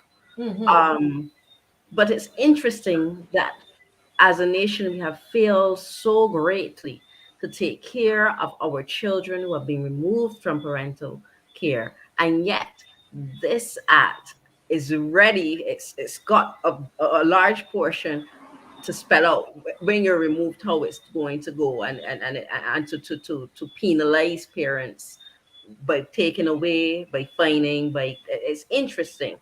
And considering that this is so long in coming and the strange timing of it, considering the global context, it Yes. makes you wonder whether this implementation or the bringing up of this bill is really to, as Mr. Franklyn said, to fit in with what's going on in the LGBT community overseas. So we're not trying to imagine issues. The fact of the matter is that you must look at what is happening in the world. And it looks as though it's to create a framework to allow for the transitioning, the sexual transitioning of boys and girls to the opposite sex. Wow. Or counseling of them when they choose such things. It does look as though that is a large part of the bill. So somebody is writing here, I really hope and pray that the government is listening to this. Listen to this thing, so truly, I really hope so. What hope do we have? What can we do as Barbadians? This bill it was passed in the parliament, my understanding. Yeah, it was passed in the House, but it has not been passed in the Senate because of the uproar. Right. Then they pull back. But you see, they do this often because even with the national insurance thing, I still got about national insurance. The national insurance bill was passed the Friday evening. It was supposed to be passed then the following Wednesday, when Saturday, Sunday, and then Monday, Tuesday were bank holidays. So they didn't even give people a couple of days to debate it in the country. But then this show, don't forget this show, got up and spoke, and we spoke about it on this show. Then they pull it back and then get somebody, Rawdon Adams, the nice lady, and somebody else to come to the Senate and explain the bill to them. The Senate was there to pass a bill that they didn't understand yet. It is only this show forced them out. So we have to continue doing what the opposition should be doing, because as you well rightly said all along, we have no opposition in Barbados. And these people will do whatever they want and get away with it because, look there, they have all the seats. And they still sneak legislation into the parliament in the dead of night so that nobody don't know what is going on behind. So by the time you hear that this thing is in place, it's passed. Yeah. You have to be so vigilant. And this is one bill. If a couple of people did not speak up on it, we wouldn't have known until the first parent got arrested. Yes. Yes. Oh God. You know, I have to say, you know, I know our time is going on this particular area, but Miss, I would love to invite you back on. We have a show on Monday. We have another show on Wednesday, and we have one on Sunday, on Monday, Wednesday, and Friday, because we have the march that is coming up. If this is concerning you, I'm telling you, Mr. Franklyn, I know we talk about many things, but this one in particular have my head hurting me. I'm telling you, this one we need to be able. My grandmother would say, listen, if this go through, we go in the street and tear off your clothes and lay down and rolling at the road. You understand? That's how I feel like doing. You understand? I feel like this we should never. This cannot become a law. This cannot become law in the present state, Barbados. It cannot. And that is what you saw. Some people were out in the hot sun and some of you were home and didn't understand it. But when we go out Saturday, September 16, Mr. Franklyn, all are we going out? Those that fussing about the pension and the NIS and them fussing about the child protection bill, the whole of we are go out. Go ahead, Mr. Franklyn. But I'm going to ask you a question, though. People might criticize me for it, but I don't mind being criticized all my life. You see, you as a parent would see these things and stand up. When I say you, I mean both of you. You know, and stand up. But we have too many people in the House and the Senate that are not parents. And that is and so they don't really have a connection with how you would feel.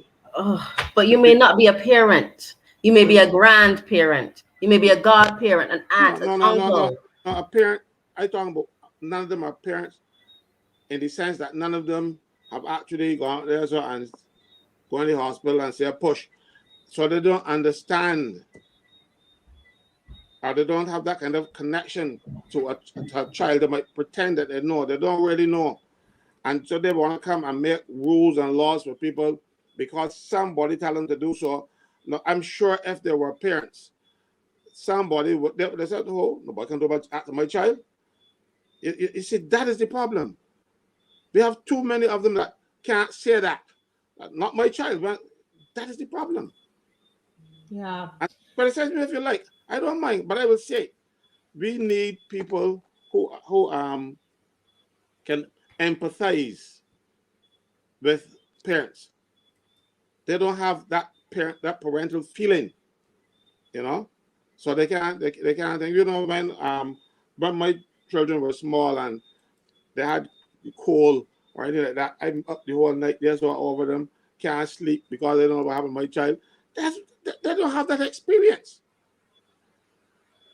you know. They don't have that experience, and the doctor like, I remember going to the doctor, God rest her, Dr. Archer, and everything happened to that child done by doctor. And she would said, you were here earlier this week, I can't charge you, because slightest thing that happened. I was a new parent, man. It was nothing could happen. You know, little spot on the skin, wonder what that is for. They don't have that. Yeah. They- It's really, really, really sad, but it's not a sadness, Barbados, that would cause us to curl up in a corner. I am telling you, if you see me rolling in the street with tearing off my clothes here, is because of this bill here. This should not be allowed to happen. I am saying that to us Barbadians.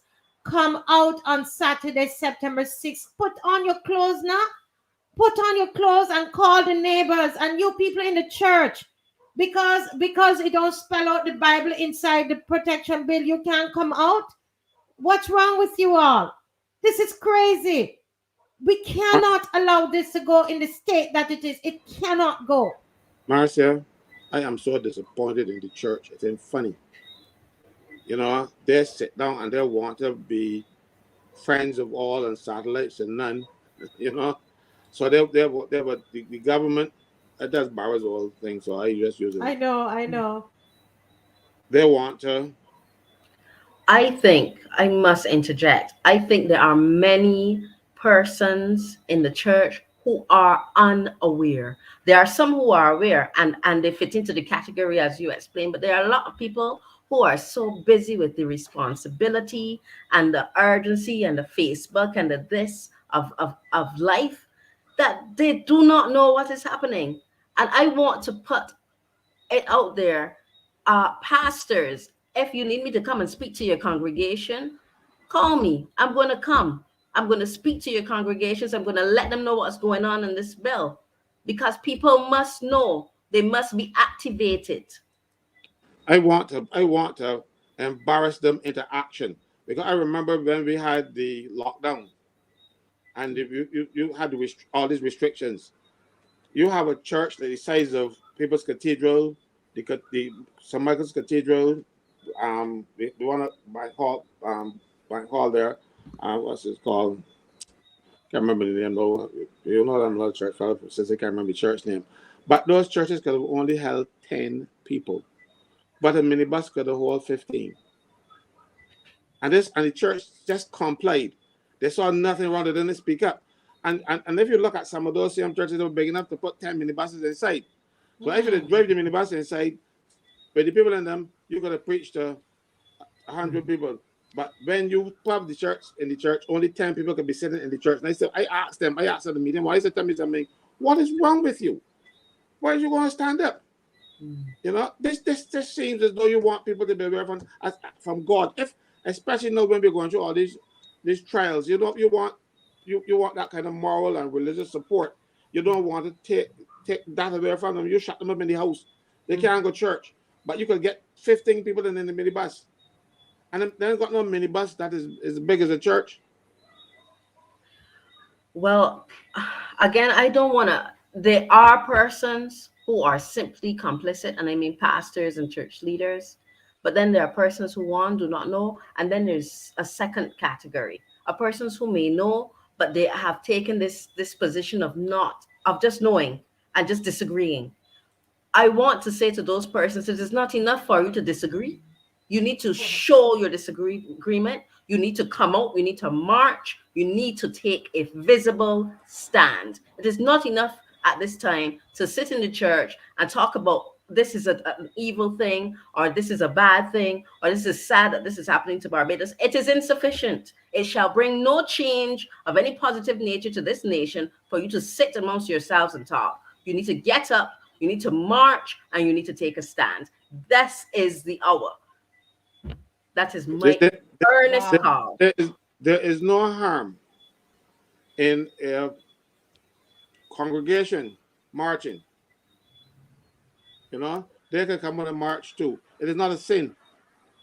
It is a peaceful protest. Yeah, so you're joining with other persons in peaceful protest. Yeah, I know they say, oh, when the antecedents, things are the seasons and that kind of stuff. Well, I don't buy that explanation at all. I just feel that some of them are afraid, and they're afraid to stand up for God. And if they don't want to stand up for God, then they should take off the frocks that they're wearing and go and find another job someplace else, because they are not doing God's work when they allow people, this government, to abuse God's people. Well, that is an interesting point as well. There are some persons who are just purely afraid. So I'm glad that you called them out, because they need calling out. They need to be told that that is insufficient. You need to be able to stand. You need to find courage. The Bible says to be strong and courageous. So if you are truly a follower of Jesus, this is not no sheepish time. You have to be strong and courageous. Strengthen yourself and come and walk. You're walking. You're adding to the number. There's no great anything being required of you except to walk. By adding to the number, you do a great thing, because there's strength in unity. And we need to showcase our united stand here. Yes, thank you so much, Mrs. Go ahead. No, I just want to say thanks for the ads. He says there's strength in unity. I love Mr. Franklyn. listen, Davida, Maynard, Holligan, you have spoken like a true patriot, a true warrior, and I can feel your intensity, and I'm with you, girl. I am with you. And this is one, I'm telling you, we're going to keep fighting this. And the call, she's made the call to the church to come out, because if I call out the church, they're not listening to me. They think they call me a rebel, so they're not going to listen to me. But Davida is a nice Christian girl, so she's calling you out to come out September 16th, which is on the Saturday. And Davida is not just saying this. Davida has been at the other marches, even with the pension, when we weren't saying anything about child protection bill. She understands it, right? So everybody and the children and everybody come out. This is too serious. On Saturday, September 16th, we're joining together, we're forming alliances. So thank you so much, Mrs. Maynard Holligan, attorney at law, for being here with us tonight. And we're going to discuss when again we're going to ask you to come on, and each night having somebody to come on to talk about the child protection bill. Okay? Thank you so very much, and God bless you. Good night. Good night. Yes. Yes. Bye-bye. Oh, this is again put my heart into that space again. I remember on October 10th when I went out there by myself. And actually this young man who's here, that's why I love him so much, Kemar. Kemar, Kemar, you get a nice haircut there, man. Yeah, thank you, appreciate it. Marcia, I'm a bit offended. No, I got one too. But on a serious note, though, Mr. Franklyn, I remember going out there, and that would be, I don't think anything else would have gotten me out on the road by myself with a huge 6-foot sign, except it was for the abuse of the children by the state. The state was abusing children, giving them 280 something questions. Whenever I go in the Caribbean and I speak on this, I was in Trinidad, they can't believe that something like this happened. That to our children in Barbados, and nobody was fired, nobody was reprimanded, nobody was disciplined. Nothing happened. We went along like nothing. And I'm saying, Barbados, if we were to continue like this, I was standing out there on the road. I forget the story I was telling, and Kemar was one of those who came up to me. And he said, he tried to help me to hold the 6 foot sign. And I told him the police said I nobody could be here with me. But he and Lumumba, they were not having it. They were not going to leave me on the street by myself. King Kemar was on one side holding the thing, or holding at one moment. I can't remember how it went, but Kemar and Lumumba, they came out, and those men helped me. And there was another brother who came out early. I can't call his name, on the other side of the road, and he said, listen, I am here for security. I don't know if he was carrying things or not, but he was all on the other side. He came out of his own free will, and he was a Christian too. He said God sent him out there to protect me, and he stayed out far away from me, and he was out there protecting me. So here were these godly people. They were out there to protect me, and that's why, one of the reasons Kemar is one of my favorite persons in the world.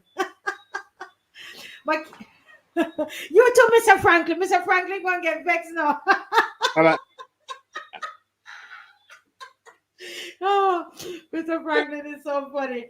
But listen, Kemar, it's good to see Kemar here tonight again, and we're gonna move the conversation along, Mr. Franklyn, because you're the general, and you've allowed us to open up this march to include the topic transparency and accountability. And I know that there are some things on Kemar's heart to talk, and we will jump in as we did with this. But I know that you still wanted to say some things about that 15-year-old. That is still in my head, wanting to know. Actually, if you look at your phone, you will see who the person is. Okay, let me look at Kemar. Tell Kemar what happened. Kemar, listen to what Caswell is saying, and this is one of the reasons we're going out on September 16th. Listen to him, Kemar. Now, I complain that there's this there's a case now where this teacher abused a little boy and went before the courts and stuff. I think he's jailed now. But there was one before him, and I think it's a 14-year-old child who became pregnant from a very senior teacher, and that person was suspended.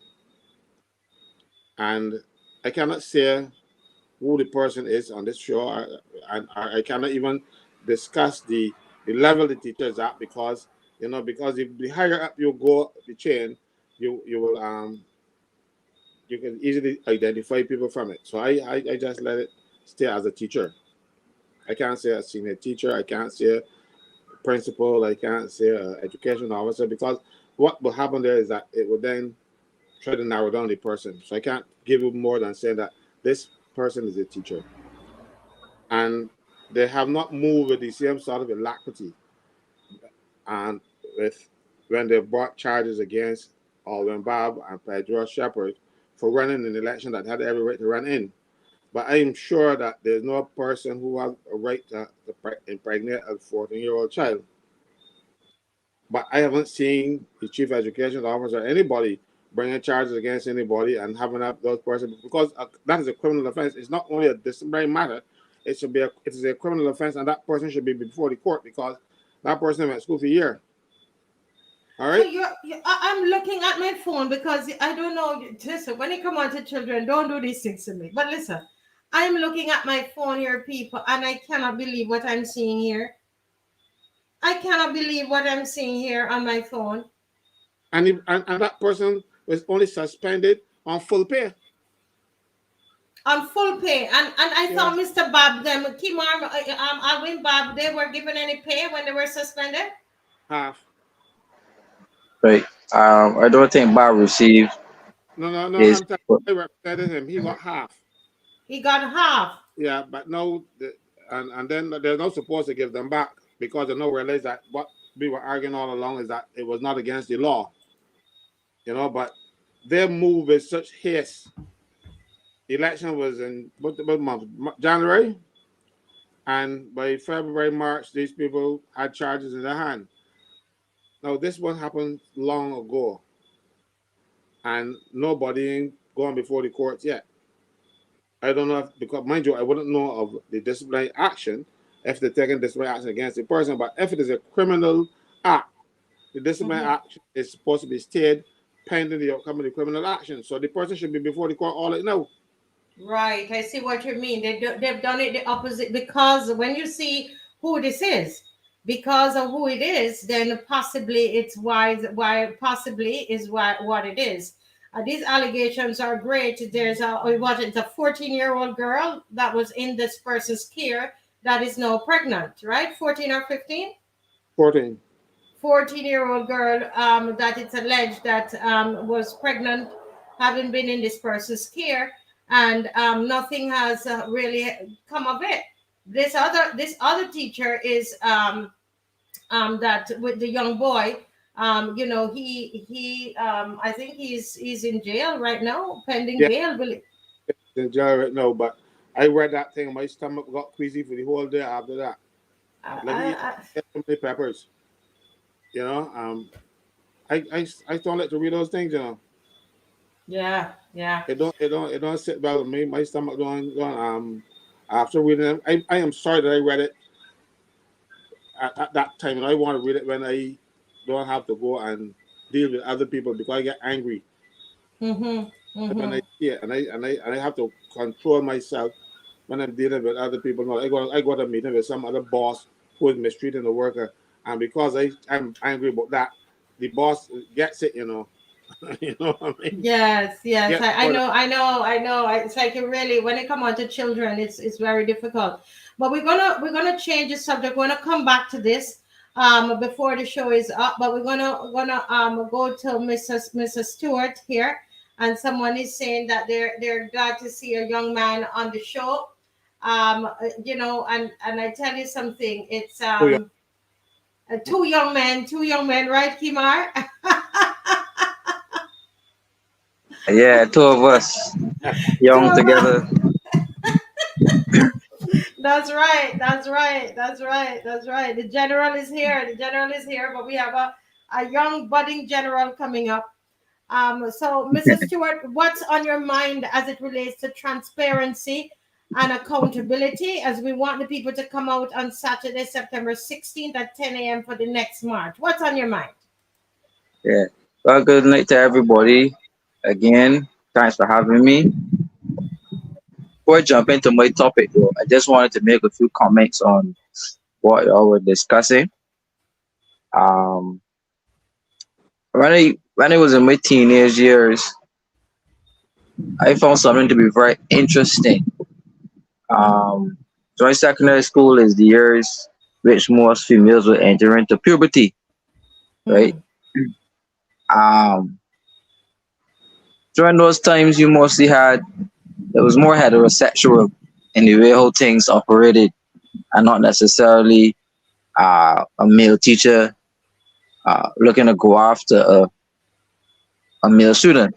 Mm-hmm. I was at school. I don't want to mention names, but I was in the wrong during my time. We had allegations of a teacher uh, having a sexual relationship with a student. Mm-hmm. But in my investigations and speaking to people who have been in this situation before, you would be very surprised. You'd be very surprised to hear some of the opinions of these persons. Um, I in no way support sexual abuse of children. I think that we need a sexual registry. I think we need some stiffer fines for adults who believe that they could take sexual advantage of children. That is needed. I once heard the Attorney General of our country saying that Barbados is too small for a sexual registry, right? And I don't agree with that. I think we need one, and I don't think we should be allowing persons who have a history of sexual abuse to be working in schools and to be working around children, right? Uh, when you in certain parts of the world when you move into neighborhoods, you have to be a registered offender, and people in the neighborhood, everybody will know that you were caught up for sexual offenses on children. So even if you go close to the play parks and frequent where children are, somebody can spot you and they will call the police on you. But that don't seem to happen in Barbados. We seem to want to push the pedophiles much closer to the children. So I say that to say that in, I heard with my ears some young females at the time, 13, 14, saying that they had boyfriends who were 35 and 40. Big men who would pull up to the school and pick them up in cars on the evening. And they were involved with these men. It was a big thing for a schoolgirl to be dating van men, right? It has been a cultural norm in Barbados for when you hear a schoolgirl, you automatically think van man that are conductor, van driver. It's almost like the two go hand in hand, right? And that has been a culture in Barbados, like where these older men have sexual relationships with schoolgirls, take care of the schoolgirls, help to feed them, finance them, whatever things that the parents cannot afford to give them. And they say girls usually mature faster than boys, so the average girl would tell a schoolboy who like, sir, I don't want a schoolboy. I don't want a schoolboy. You at 14 years old have to compete with big men up in the age for a schoolgirl, right? So it's a very serious dynamic that happens within our schools as it relates to older men having sexual relationships with teenage girls. Uh, what I find is mostly coming from females who come out of households where they're disadvantaged, or just one parent, or life is hard, and you have people taking advantage. Those you don't necessarily find it with the younger boys, the older women per se, but you mostly find it with the older men, the younger girls, and it's usually like some type of financial transaction or the like uh for this sexual relationship. But when you read it in the news, it comes across as horrid when you read it in the paper. But sometimes when you get close to interviewing some of the victims, or like they could tell you that sometimes that they're in love with some of these men, Mhm. But right? the thing though is that you have to think though is the age of the child, and sometimes they're going to think that they are in love, but they're not mature enough. They might be tall and they have breasts and bottom, but they're not mature enough to really understand whether they are in love or because they're in need. And that's why it's so important when you are put in charge of young people. You have minors in your care, is to understand that diligence and the due care that is you're required to give to that child, whether they think they like it or they don't like it, or they want it or they don't want it. It is the parent or the adult or whoever the caregiver in that case to be able to know that this is not right, and tell the child, no, but that's not good, you can't do that you know Well, I am in agreement with you, but this is where the family comes in. This is where being raised in a proper household with proper morals and proper values being instilled from the parents, that those type of things and those type of relationships are wrong. When you get up in age that you can make those type of responsible decisions, then so be it. But we have a lot of parentless homes, and even if you have parents in them, the parents themselves uh, do not instill the values within the kids to allow them to understand certain things or not. Um, so I found actually within my teenage years, I started to see the slippery slope. So I say we didn't have much out and out, you say LGBT people at the time, but then along the years you start to see a big switch, right? Uh, I started to see the cultural differences in Barbados where started descending to more gang work. And it started around the time of the Movado and Voice cartel Right. debacle through the Caribbean. You started to see a big shift in culture when it started to become a gully Gaza war. where there was cultural wars. Yes. And before that, we always had the ZR culture in Barbados. And part of that ZR culture, as I said, was the van operators and the schoolgirls. Yeah. Those were two. Somebody Sorry. here needs to be bigger than you, but hold a minute. Somebody's making a point here before we move on to the other issue. It's saying that a lot of males don't stay in the service long because there are some very thirsty young girls, and I know that for sure. I know folks who have had to ensure they were never alone in their presence. So that's the point I'm making. That oftentimes, we have to recognize, as somebody said, is that they're not developed. Their brains are still developing, and their hormones raging. And any man that is listening to this need to understand that that is not no love and affection here. You understand? They don't understand that what that is, and you're going to get yourself in trouble. So you need to walk far from them. Walk far, talk on them, talk to the parents, talk to teachers. If you're a teacher, young teacher, or you're in any situation like that, move yourself away from it. And you're saying something, Caswell? Yeah, I'll tell you something. See,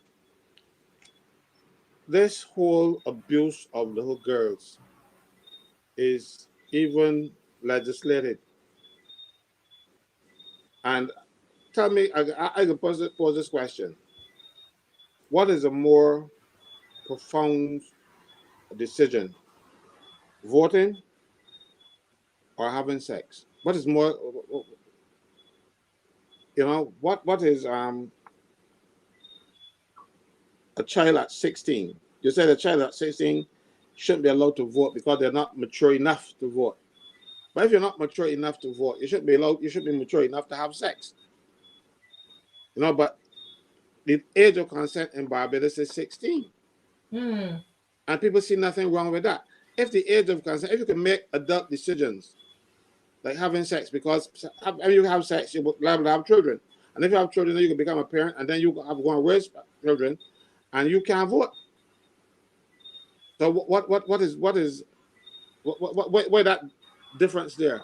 Right? Because this whole society is sick. People see nothing wrong with it. I've been saying for years that if you can have sex at 16, you can vote at 16. So there's a disparity there. Yeah, but I feel that both ages should be synchronized at 18. But a lot of men will curse me.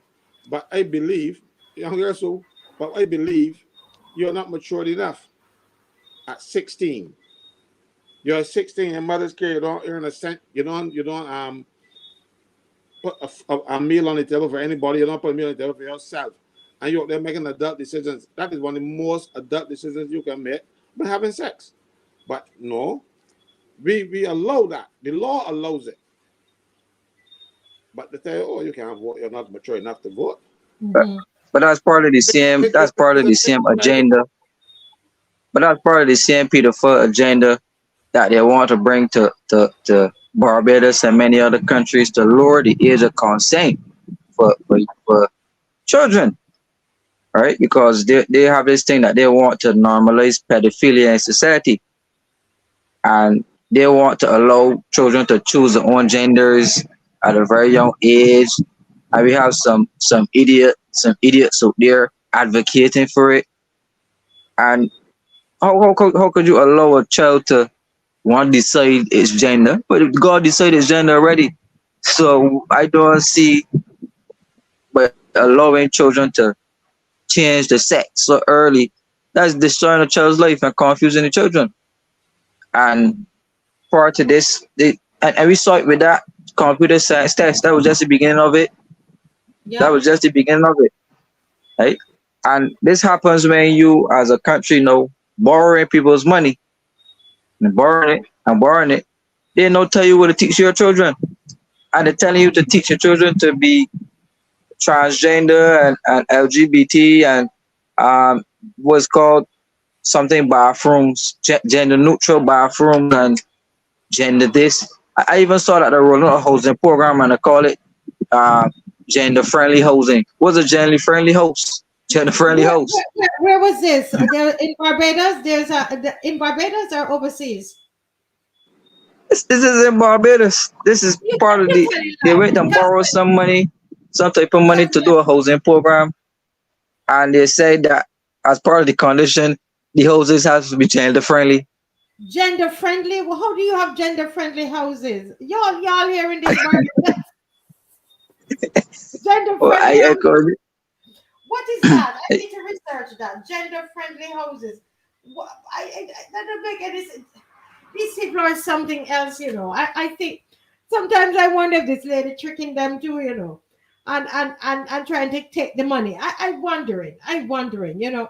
But you had an issue here that you another serious issue that in terms of what you see happening, and you sent me an article today in the newspaper about you know, the Chinese helping with to set up schools in is that in Grenada or in Antigua?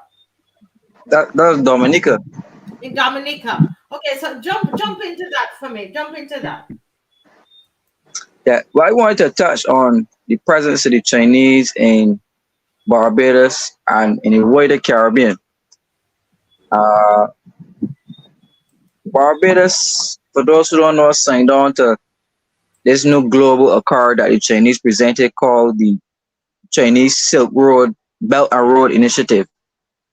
And that is to rebuild and to invest in port infrastructure and to invest in other industries throughout the world to develop a specific trade route for the Chinese throughout the Caribbean, some of the Americas, Africa.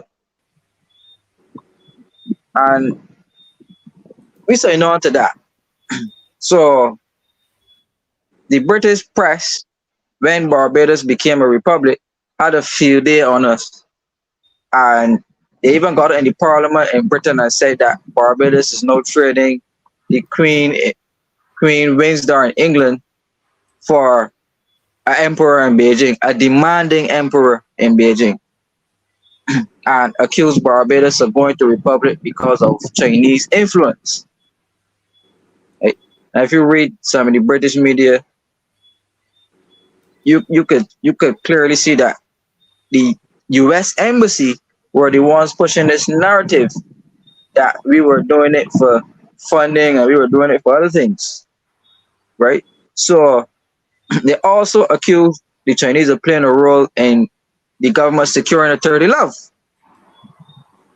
Mm. right? You mean Yeah, you're saying that the Chinese that the UK is saying the Chinese helped them to secure a 30 love. How would they be able to do that? Funding, funding. funding, cyber network, cyber online work. Like they're very good at technology, um, provision of devices, providing the equipment, uh, and maybe any other thing that a foreign country could help you to use to win an election. Oh wow. This iPad was given to me while I was a senator. When I first became a senator, they I said to them, look, when I was on the board of public workers, and then when I was on the board of on the committees at COB, they give me an iPad so that I can get my communications rather than give me all this paper.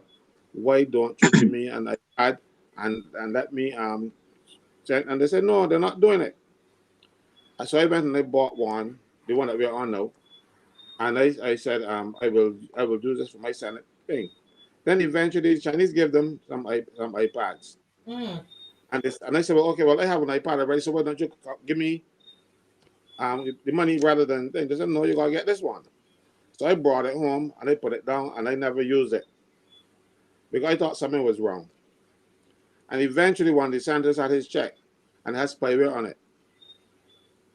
So the government bugged the senators and the members of the Senate from these Chinese things. Mind they didn't bug me because I didn't use it. I never used it for anything. I used one that I bought myself. I went and faced the counter and I paid for mine.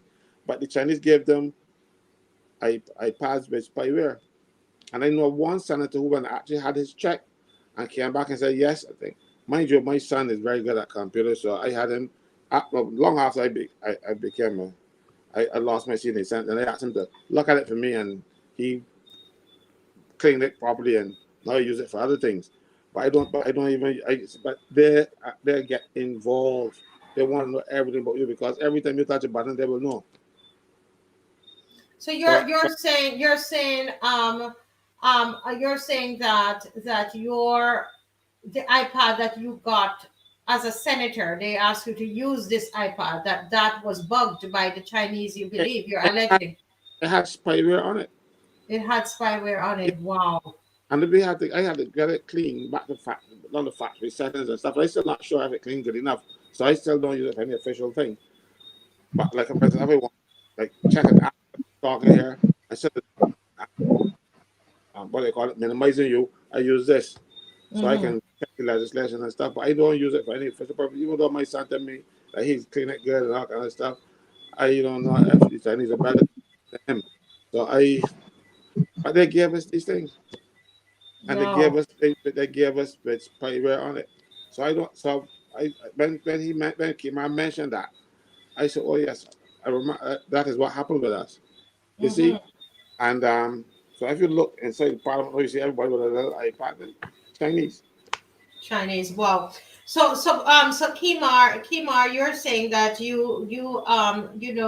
well, the not you, but the UK government was saying that the Chinese helped this government to get into power, and help them to win the 30-0, that to win that election. Yeah, the British government made that allegation through the U.S. Foreign Policy Council, and a lot of those allegations originated from Washington in the United States. Um, that's ironic because a lot of the Chinese own a lot of investments in America, possibly more than almost than any other country in the world. So they do business with the Chinese, but for some reason they try to dissuade other countries from around the world from doing it. Um, but I guess they know why. I guess they understand why.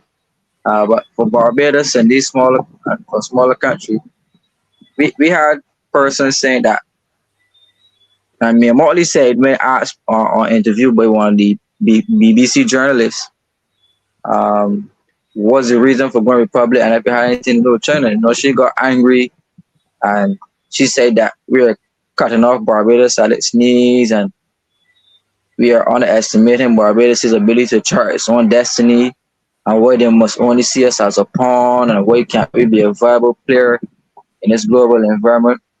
But that again leads me to say that I think that we are overestimating the amount of power that Barbados really has amongst these big countries in the world. We or well, not say we, but she went on the global stage, talk at COP26, talk COP27, at this UN World Speech, at this Peace Summit in France for the Very Strong Initiative, all over the world talking, but nothing is happening. No investments ain't coming, and the only countries you could borrow from really is Canada and China. So In so any day, Yeah, because I sorry, was thinking that too, for all the traveling that she's doing, I'm not seeing that being, I'm not even seeing any movement, any positive movement in tourism, in the economy. I'm not seeing, I see a lot of handouts. I see her come, she will have money that we got loans or we got a grant, but it's not really doing much for the economy. And why do you, why do you think that is? What does that have to do with the Chinese? because after the global financial crisis in 2008, a lot of countries started to pull back foreign direct investment. So the states pull back, the UK pull back, all the large countries that had investment to spare, that set up industries, the Europeans, all of them pull back. So you had a huge void in the financial market for investment. So nobody was willing to come in and invest. So the Chinese came in and set up their investment tools and had their specific rules for investing. Um, but critics of the Chinese usually say that Chinese investment usually comes with a debt trap. And the Chinese are large exporters of commodities, so they have excess foreign exchange on their books that they just don't know what to do with. So much money that they just don't know what to do with. So they started to lend it to countries around the world, knowing that some of these countries really and truly can't pay back. But they were more in favor of lending countries that had attractive ports, that had attractive industries, the agriculture and fisheries. Right? And for countries investing in forestry, countries investing in oil, the Chinese will lend money to those countries fairly easy and at attractive rates. So they knew that a lot of these countries were actually could not afford to pay back the money. So what they did was to put clauses in the assets and ask governments to sign away the sovereign rights and put any national asset on the line.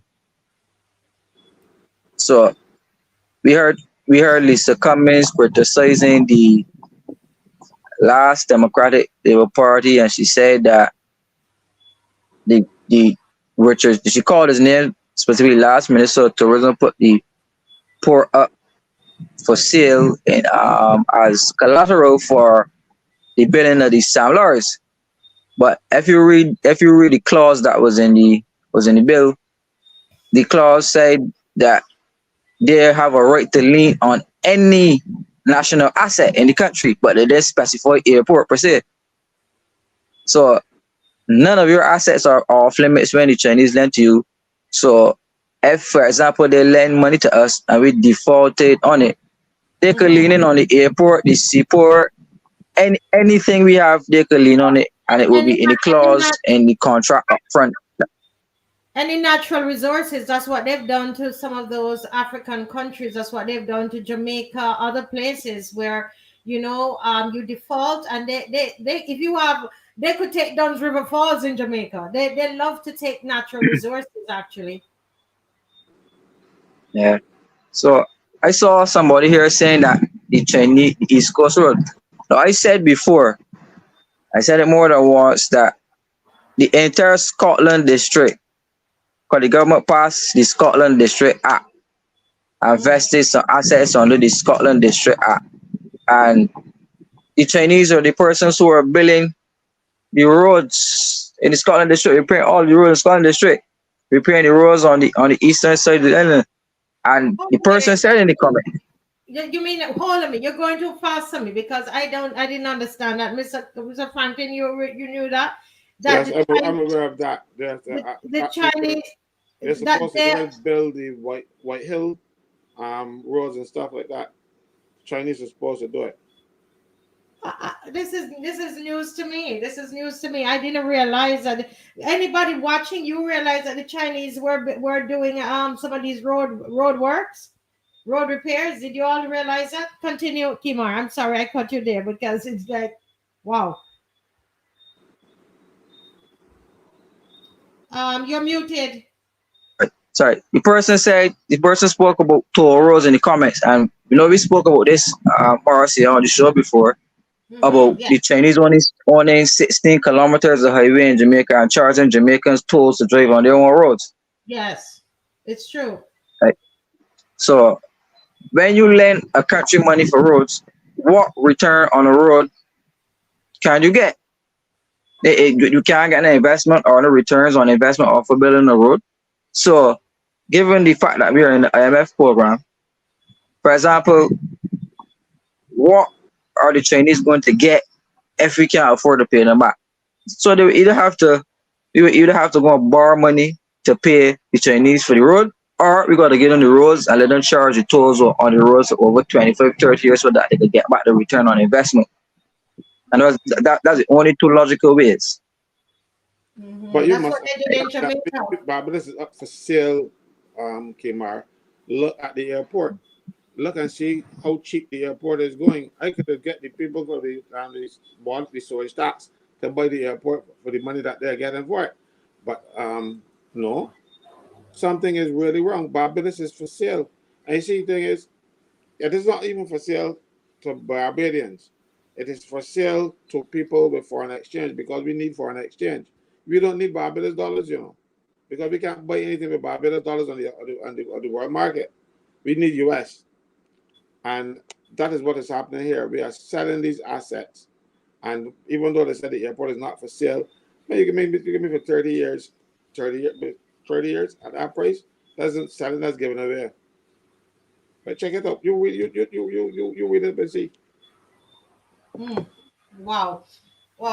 Continue. So that is the pattern that we have now. We do not want to develop our young people. We do not want to develop industries. We don't want to find work for people. We are telling people, oh, become entrepreneurs. Entrepreneurs, then do what? Do nails. The teacher do nails. Just know everybody got their own nail person. There must be so many. You have to look to provide jobs for people. Yes, there will be some people who will be entrepreneurs, yes, but don't go there and sell rather than find work for people and get investment in place. You tell them, oh, we want you to be an entrepreneur. And then you are selling our assets to pay. But then you can only sell an asset once. You can't sell it twice. So government needs to up its act, get on board and do some solid development. I remember in Alabama's time, he did what you call pioneer industries. He got involved in, for instance, with CBC. CBC was not intended to be a government station and run all it. No, it was show people how to develop. You see, with the Hilton. The Hilton was established so that people can see, and then how to get involved in tourism, show how it's done, and get out of it. Government established things to encourage people to follow suit. No, we're not establishing nothing. We're not doing anything. We're just out there begging, cap in hand, being Gonzales, out there begging everybody for money. I know, but you really feel that these people care about us, that they can give you money. They want something for it. Nobody will give you anything, something for nothing. Ask the same old man that troubling little girls. It's something for nothing. You will be taken advantage of just like those little girls. And they can carry out assets. And then you will be, like, for instance, they got something called Chaka, who is running a Harrison's Cave. A company in Jamaica. They put some investment to help develop the cave, and all of a sudden they got it. Every which way this government swing, it is giving away our assets to people because they want to get foreign exchange. Right. They don't just want to earn it. You got to earn your way in this life. You don't beg your way in this life. People beg to get this, to get treatment. Yeah. Kemar, the more I listen to you about this thing about the Chinese, I'm realizing that a lot of us in Barbados, we're not aware. We're really not aware. I saw the roadworks and so on. I had no idea. I just thought they probably borrowed money, or I didn't know of the impact of the Chinese, with on those roadworks. What else? What other areas are the Chinese involved in? What is St. Thomas? Agriculture. The Agile at Jukes gave the University of West Indies a piece of land so they can develop agriculture. A large tract of land at Jukes in St. Thomas. If you go up Fort Twisted, they sit right there. Now you got some ugly Chinese buildings on it, and they're called and Chinese writing that they can't read. And this is even the university selling out. But so that is them using the agricultural land. You were saying something, Kemar, about agriculture itself. I know that they're doing the rice fields. Is there anything, or what do you know about the Chinese involvement in agriculture itself? Right. Well, I saw in the news that there were officials from the Ministry of Agriculture growing what they call upland rice. I know that we've been soliciting help from China to do certain impact studies on how we could improve our agriculture. So fisheries, the Chinese are big on fishing. So we need to be careful and check if our fishing rights have not been sold, right? As part of the Belt and Road Initiative, soon we might see Chinese ships docking at the port, and we might be wondering what is going on there. And we might have Chinese ships out in the sea fishing the same fish that we usually fish, and allowing the Chinese companies to now be in our waters, quote unquote, looking for fish. Right? We know in the Caribbean, fishing is a big thing. Barbados has a continuous war with Trinidad over flying fish. And we know that Barbados was one of the few countries that did not sign on to the Ship Raiders Agreement. And the Ship Raiders Agreement is where the United States was offering coastal protection for Caribbean countries. And if they want to apprehend a suspect and the suspect was in your country, they have to seek permission. They just can't cross your borders. But the Ship Raiders Agreement allowed the states to enter into countries without having to seek permission from officials. They could just come in. Right? And Barbados was one of the few countries that did not sign on to this Ship Raiders Agreement. And that was a United States agreement.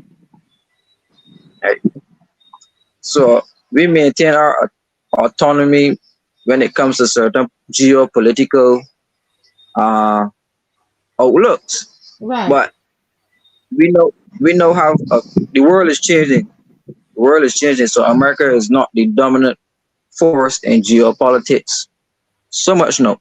You have the rise of the BRICS countries, and you have the Chinese up front leading to the same Belt and Road Initiative. So because Barbados signed on to the Belt and Road Initiative through Jerome Walcott, and this just happened on the sidelines of a meeting. It just happened. Boom, we click our finger, we signed on. No discussion really, no help from the UE officials, not a word from anybody. Boom, we just signed on to the Belt and Road Initiative. And quick, so you see investment coming into the country. When you look at the amount of money that the government is borrowing from the Chinese, the English put out a small dollar mark, and it was at $490. That was around the time, $490 million in investment from the Chinese. And that was around the time of the Republic. So since then, we've borrowed more money from the Chinese. So we're close to at least $600 million, close to $600 million in debt to the Chinese. No other countries around the world are really lending us any money. We still borrow from international credit markets because the government default and got us banned from the credit markets. So through bilateral lending, that's what's called bilateral lending, which is country-to-country lending, the Chinese have been lending Barbados funds to keep itself up and running and lending it foreign exchange. China and Canada, the only two countries. When the government did the debt restructuring, the government... So you were saying something, Caswell? No, you go ahead. You had paused a little bit, so I was trying to tell you that I wasn't hearing you. Right. When the government did that restructuring, the government did not default on the Chinese loans. They default on everything except that. Right? Because they know why. They know the cost of defaulting on these Chinese loans will be serious on the country. So now that we are in a worse financial position. They default on national insurance, though. Yeah, because they say that's business money. So if you owe your own, you can at least take a pass. That's how they look at it. Right? But we now have to look and see what is on the table. What did Barbados put on the table in exchange for this money? We had the Sam Lawrence project, the same Scotland District project, the East Coast, agricultural projects that they have going on in the country, along with many other things that we may not know about. Right? Yeah. So what I'm saying, I am not opposed to a country investing in a country. But Right. what I'm opposed to is the secrecy. I'm opposed to the secrecy happening, and the government know full well that we just may not have the most trust, or the world may not have the most trust because of what could be factual things, saying the ports in all of Africa being taken up with the Chinese, saying a lot of industries across the world being taken over because of defaults on loans. So there are examples for us to look at internationally. So what makes Barbados so special that we can't end up like other countries who can afford to pay them back? Let me tell you something, see? Right? When these countries give us assistance, isn't really assistance to help us, it's assistance for them to get work for their people, for them. I'll give an example. Now go way back. The airport. When the airport was built, it was built with Canadian money. But you had to buy things from Canada. Even the toilet paper at the airport had to come from Canada, it was built in such a way that the toilet paper dispensers were such a way that the specialized toilet paper that only could fit in those things. And you had to buy it from Canada. Even that, the water authority, when they get assistance for putting the reservoir, you had to buy the paint from the people. Even the paint. The Chinese men, they help with the gymnasium. You had to you got work permits for whitewashers, people who come to paint the walls or whitewash the walls. So they were not given aid to help us really. They were given aid because then the steel had to come from this particular place. Everything else, so they're actually finding avenues, finding places to get their products sold, so they lend us the money to buy from them, and then we got to pay them interest and everything else, and we got to service those things with without reference to anybody else. You got to go to them for everything. So it isn't really they're helping us. Shit, right there, what you talk about. That I was wrong in those days, and it was refused. You might not be aware, and I don't think I'm talking about the term, but in Trinidad, they joined on it because the Americans threatened, because the Attorney General of Trinidad at the time had a brother in jail in Florida facing the death penalty. So Trinidad signed off or not, he would have been executed. That's what the Americans did to him. In Barbados, we had David Simmons as Attorney General and Owen Arthur as Prime Minister. So David Simmons advising, Arthur then took his advice, and we didn't sign on. But now we have Dale Marshall and Mayor Motley. You really feel they could match David Simmons and Owen Arthur? That's the problem, We got nincompoops now. Look at Dale Marshall. It's sickening to think that this man is the Attorney General of Barbados. And the rubbish that he talks in the end. So you had people who out there were actually looking out for the best interests of Barbados and protecting Barbados. Not about protecting Barbados, we're looking for money. And we will sell our souls. You can remember when me and Motley coming on TV and saying that every child in Barbados should learn Mandarin. Yes, I remember that. I heard her say, yeah, we should learn a second language, and that second language should be Mandarin. When it was at Cave Hill, they built the Confucius Institute, and I know that at Cave Hill they offer free classes in Mandarin. Right? I know at Cave Hill, I think it's 2 years here, and you're gonna do your software engineering degree on exchange in China, right? And we are seeing a greater pitch from Barbados to become more centered around the Chinese economy. We import a lot from China, all these same gadgets, electronics, sometimes food, everything we know seeking to import from that side of the world. We even got what's called the Sinopharm vaccine, well, jokes, let's say. The Sinopharm jokes from down there as well. And we got some medical equipment donated. I remember Jeffrey Bostic receiving large donations on television, mask and some other stuff. So the relationship is definitely deepening and broadening. I know that they have a understanding of geopolitics on a larger scale, and Martin might not like to believe that these larger countries see us as just pawns in the world, but that's exactly how they may see us, because we don't have the financial wherewithal, we don't have the resources, we don't mean nothing to nobody in the world. We had a relationship with England and maybe some countries in Europe that they took our sugar at a subsidized price and gave us peanuts for it. And went out there and made their country so much wealth in the world off of our own sugar through slavery. That's the relationship we have with the world. We were never any global thought driver, or we were never any global leader on anything. Right? These countries. No, you were talking. Sorry, go ahead.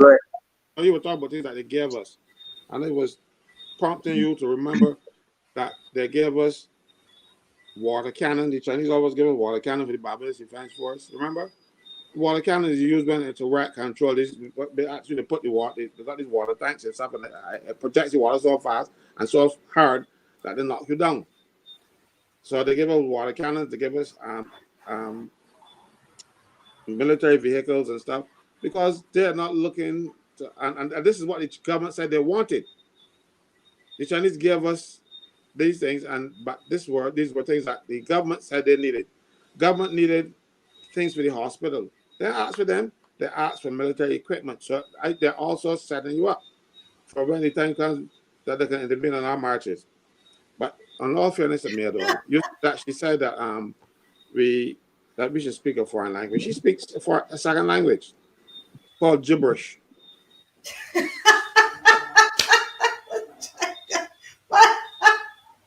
Listen, Caswell, you're hilarious, I tell you. Listen, this gentleman here is saying that we're still importing from our colonial masters. China did us nothing. Why are we demonizing China? This is for you, Kemar. Right. I don't think we're demonizing China. We're talking about China. There's a difference. We're talking about it. And in the context of saying that why everything seems so much of a secret, I think Kemar has said it, and the label is on here. We're talking about, this is how it was introduced, transparency and accountability. We want to know what are the arrangements and what are the agreements and what are the requirements and all of that. We want to know. We live here, and we are the opposition. And if we had a formidable opposition in parliament, they would be asking these questions. So we are asking the questions. That's what's happening tonight, okay? And in all the programs, all right? So it's not demonizing. That one colonizer is not better than the next. Go ahead, Kemar, you were saying something? Yeah, right. So, but there's the thing. This is the same as that point I was trying to make. We are comfortable speaking about our colonial masters in the open. We are proud, you know.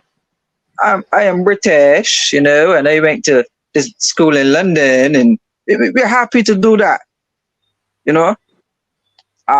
We're happy to say, no, I went over to New York, you know, and yeah, we are happy to mimic our colonizers, which are the US and UK.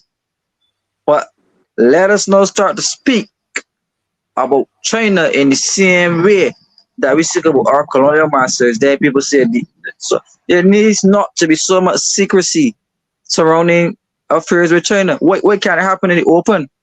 Why can't conversations happen about China the same way it happens with Africa, the same way it happens with America, Italy, Germany, France, right? So if we allow the government to secretize China, keep China a secret, keep the affairs with China a secret, you will wake up and realize that the whole country sells to China in the dark of the night, and you will never know. Correct. Right? And this is what we're saying, transparency and accountability. And when we go out, I don't know if we have any signs. I know we have general signs about transparency and accountability, but this is one issue that is, as you said, is in secrecy. And the most voice that was given to this was given to it by the UK, right, by the UK, when we were breaking away from them. But apart from that, we don't, they told us more than what we knew at that time. No, I'm learning a lot from on the show tonight. But I'm saying that when we go out on Saturday, Mr. Franklin, these are some of the issues. Not this Saturday, not tomorrow Saturday, no march tomorrow Saturday, but the following Saturday, September 16th.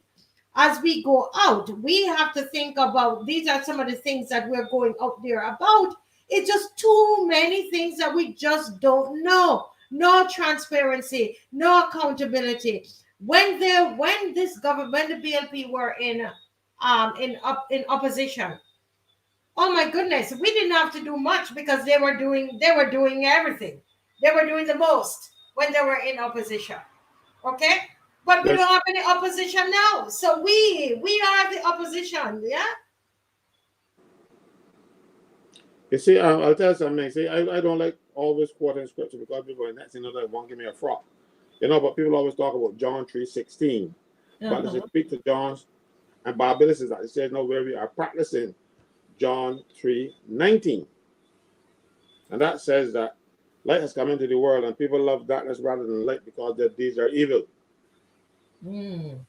That see we don't the other thing, you know, from John 3:16. Remember John 3, come down for a little further and read John 3:19. You do things in the dark because your deeds are evil. That is what it's all about. When you have these situations with the government and the government not letting the people who they are supposed to govern, the people they're governing for, don't know their business, something is wrong. Yeah. They are going to tell us some of the things that we want, that they believe, okay, you're going to know that, but there are some things I believe with the Chinese situation that they are keeping undercover. And the same thing happened, not just here, but it happened in Jamaica. It was done the same way. And it's done in Africa in the same way, in a lot of the countries. So why would it be so different for Barbados? But we as a people, we are saying, listen, we need to know, tell us. We want to understand what the details are. Even the senator,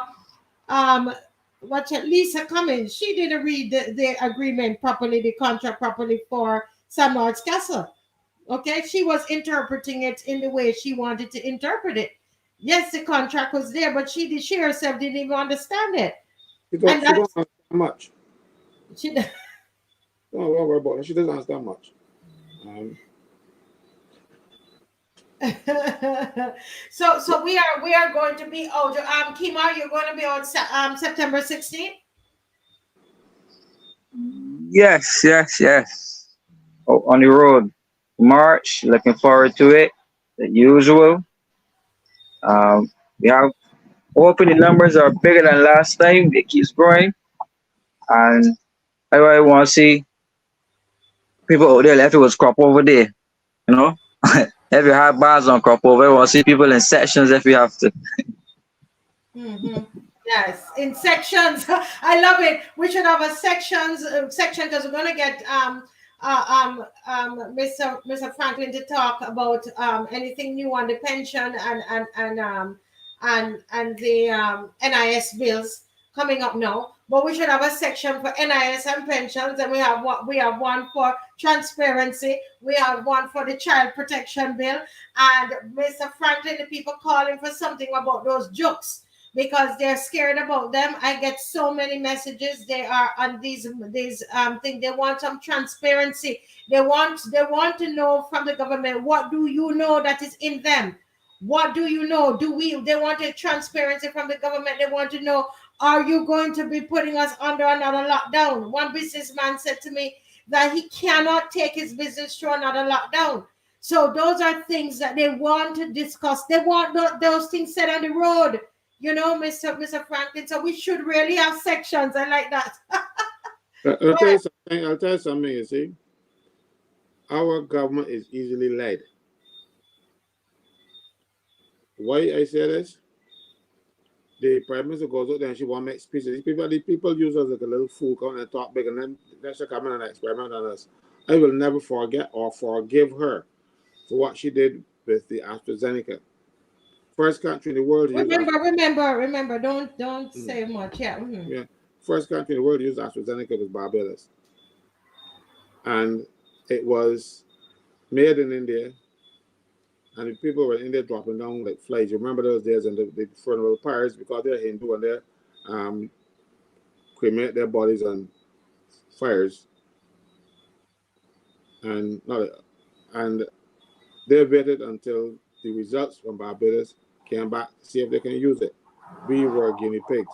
So I don't trust the international community. I don't trust this government when it comes to my anything to do with my health, because I have seen where they didn't have any information, where they didn't know, they just took people's word for it. Before they be do a wait and see to see if it, no, we were out there among the first people using this product. But I remember when they offered it to me, and I told them, look, I'm not even passing there at lower court, because that day when these people supposed to go to lower court together, I said I'm not even passing there that day. And the only way some of it would have gotten on me is if I were walking through some place and somebody dropped a vial and I stepped in some. That is the only way, because I was not satisfied. And now the CDC in the United States, Careful. yeah, they are saying that the outcomes for people now, because this new strain is coming up or coming around, that if you had that joke, you're more likely to get this one. So if we didn't do necessary research, and Barbados didn't have the capabilities or the facilities to do the research, and we took people's word and exposed our people to harm. That's why I do not trust these people. We are out there trying to fit in. Like when you are at school and the guys doing things and it's wrong, but you want to fit in. So you jump in with them. I was always a fellow that was doing the things again. You fit in with me. I never used to fit in with anybody else. We could tell.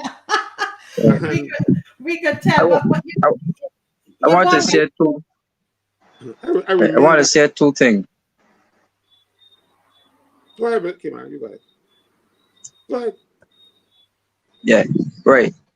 I wanted to touch on this thing, but I also want to mention before I lost the point of the national stadium. I want to mention it from two perspectives. One, the same Chinese say that they're giving us a grant, a gift to build the stadium, a national stadium, right? I don't know why it's so special that we're getting a gift and a grant to build our national stadium. Two, then we have a field hospital set up at the national stadium right now, right? We have a hospital. There's a hospital that is set up there. They said it's in case of. Am I hearing? Are you hearing me? Yes, I'm hearing you. Yes, Master, we're hearing you. Okay, continue then. Right, you kind of stopped a bit. So we're talking about the hospital because you broke up a bit. That is being set. That is set up at the national stadium. It's set up at the national stadium at the moment, right? That people are. So I got so many calls about that. Messages being sent. What is this thing about? And they're worried that it's connected to the jokes and the jabs and that whole thing, that C word. So what were you saying there? Go ahead, Mr. Stuart. What were you saying? Right. So you setting up a field hospital, the same type of hospital that was set during joke season, right? Saying you don't gotta worry about it, whatever. The government put a notices about assuming all COVID protocols, right? So we can see that they're probably setting up infrastructure for another lockdown. And if you're listening to the international media, they're pushing two narratives, which is one, this type of mutant mosquito that's spreading a dengue, and then they're trying to recreate the same season type experience all over again. Barbados, being signatory to, or always wanted to be upfront and everything, as Caswell said, we were volunteered to be a test site for this thing. So I don't see it being different this time. I could see us, or I could see them using whatever experience they got from the last thing to try to perfect it this time. I try to find more crafty ways to encourage people to get it and encourage people to compromise themselves. Right? But I heard the Attorney General of Barbados responded to a question at one of these town hall meetings. And the question was, what are we doing about legislation to harvest the organs of people? Huh? Yes, legislation for organ harvesting. And he said that legislation will soon be put in place. If you type it right now, you can see articles speaking about Barbados encouraging organ harvesting. And the Attorney General, I heard him. I saw him at the town hall meeting saying that we're going to soon put the legislation in place to start this organ harvesting program. So I just want to know if persons who have had the drug or whatever, if they will be excluded from this organ harvesting, or if that is specifically the type of person you're looking for. I am not sure. They're excluded from giving blood? No. You know that? You know they're excluded from giving no. I went to get some yesterday. I took my blood. I says, look, when it came out looking so pretty in the vial, I say, you see, not AstraZeneca in here, you can almost fall off the chair. Because, you know, it changes the blood too. But I'll tell you something, but be serious. I do not understand why the Barbados Defense Force is creeping into all aspects of our society.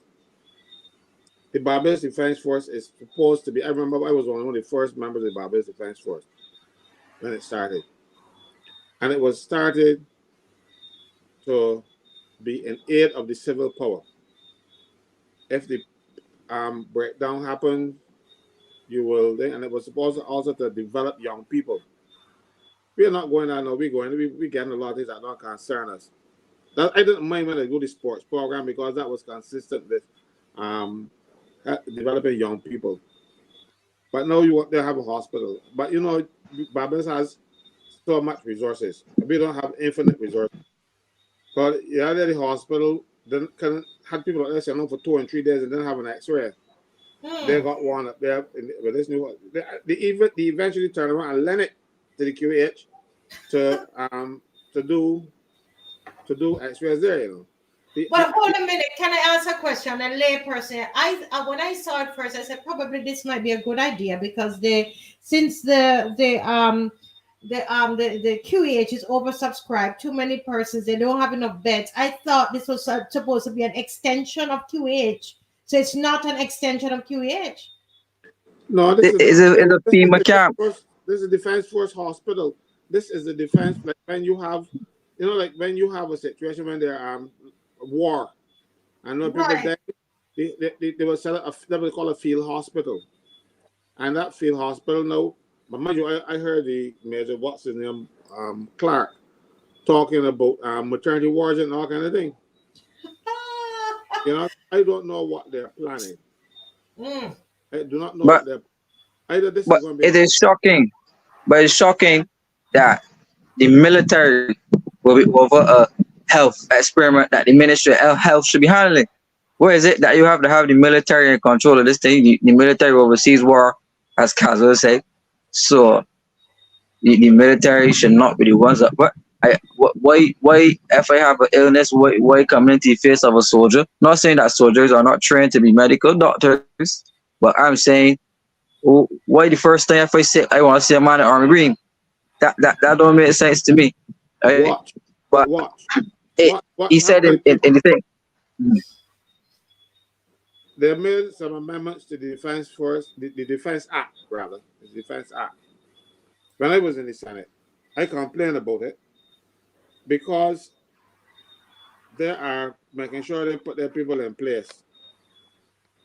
Right now, the Chief of Staff of the Defense Force, if the act was not changed, he would not be able to be, because he was being too old. As a matter of fact, he replaced a fellow that was younger than him. Mind you, both of them are my friends. The last chief, just chief of staff, and the current one. But we went to school together, and I knew them as cadets. So that doesn't mean that what the Prime Minister did was right, because there are people I know. So they are stacking the defense force with people that are favorable to them. There was also an amendment where the chief, the defense force could only have been called out by the head of state. Now the Prime Minister has taken that spot where she can, in some circumstances, she can call the defense force too. So you must realize what is happening in this country. We're going to just be a police state, or worse yet, a police state where people run it. Might be the Chinese, because the Chinese bought the equipment too. Something is wrong is going on. I do not know exactly what it is. I just know it looks wrong. Because we don't need this fantastic military, because let me do something. There are several countries in the world that do not have armies. We don't need one. All that money that you put in an army, you can put in the police force and train the police to do these other little army things that you want done. Or if you want to do it the old days, have like a ceremonial regiment who would do parades for you when the time comes and that kind of stuff, but they were part-time. Now we have a big apparatus called the Barbados Defense Force and starving the police of resources, because there's just so much resources that you have, and they're burdening the defense force with all of that, the equipment and money and stuff, and the police out there are suffering. These defense force people, they also make more and better money than the thing else. And I can tell you something else. This is what people don't know. If you are a soldier and you serve 15 years in the Barbados Defense Force, at 45, you are entitled to a pension for life. So they're taking care of the soldiers very well. You look shocked, Marcia, 45. You know, so you have a lot of very young people who would love these things, so they're going to be loyal to the people who do it for them.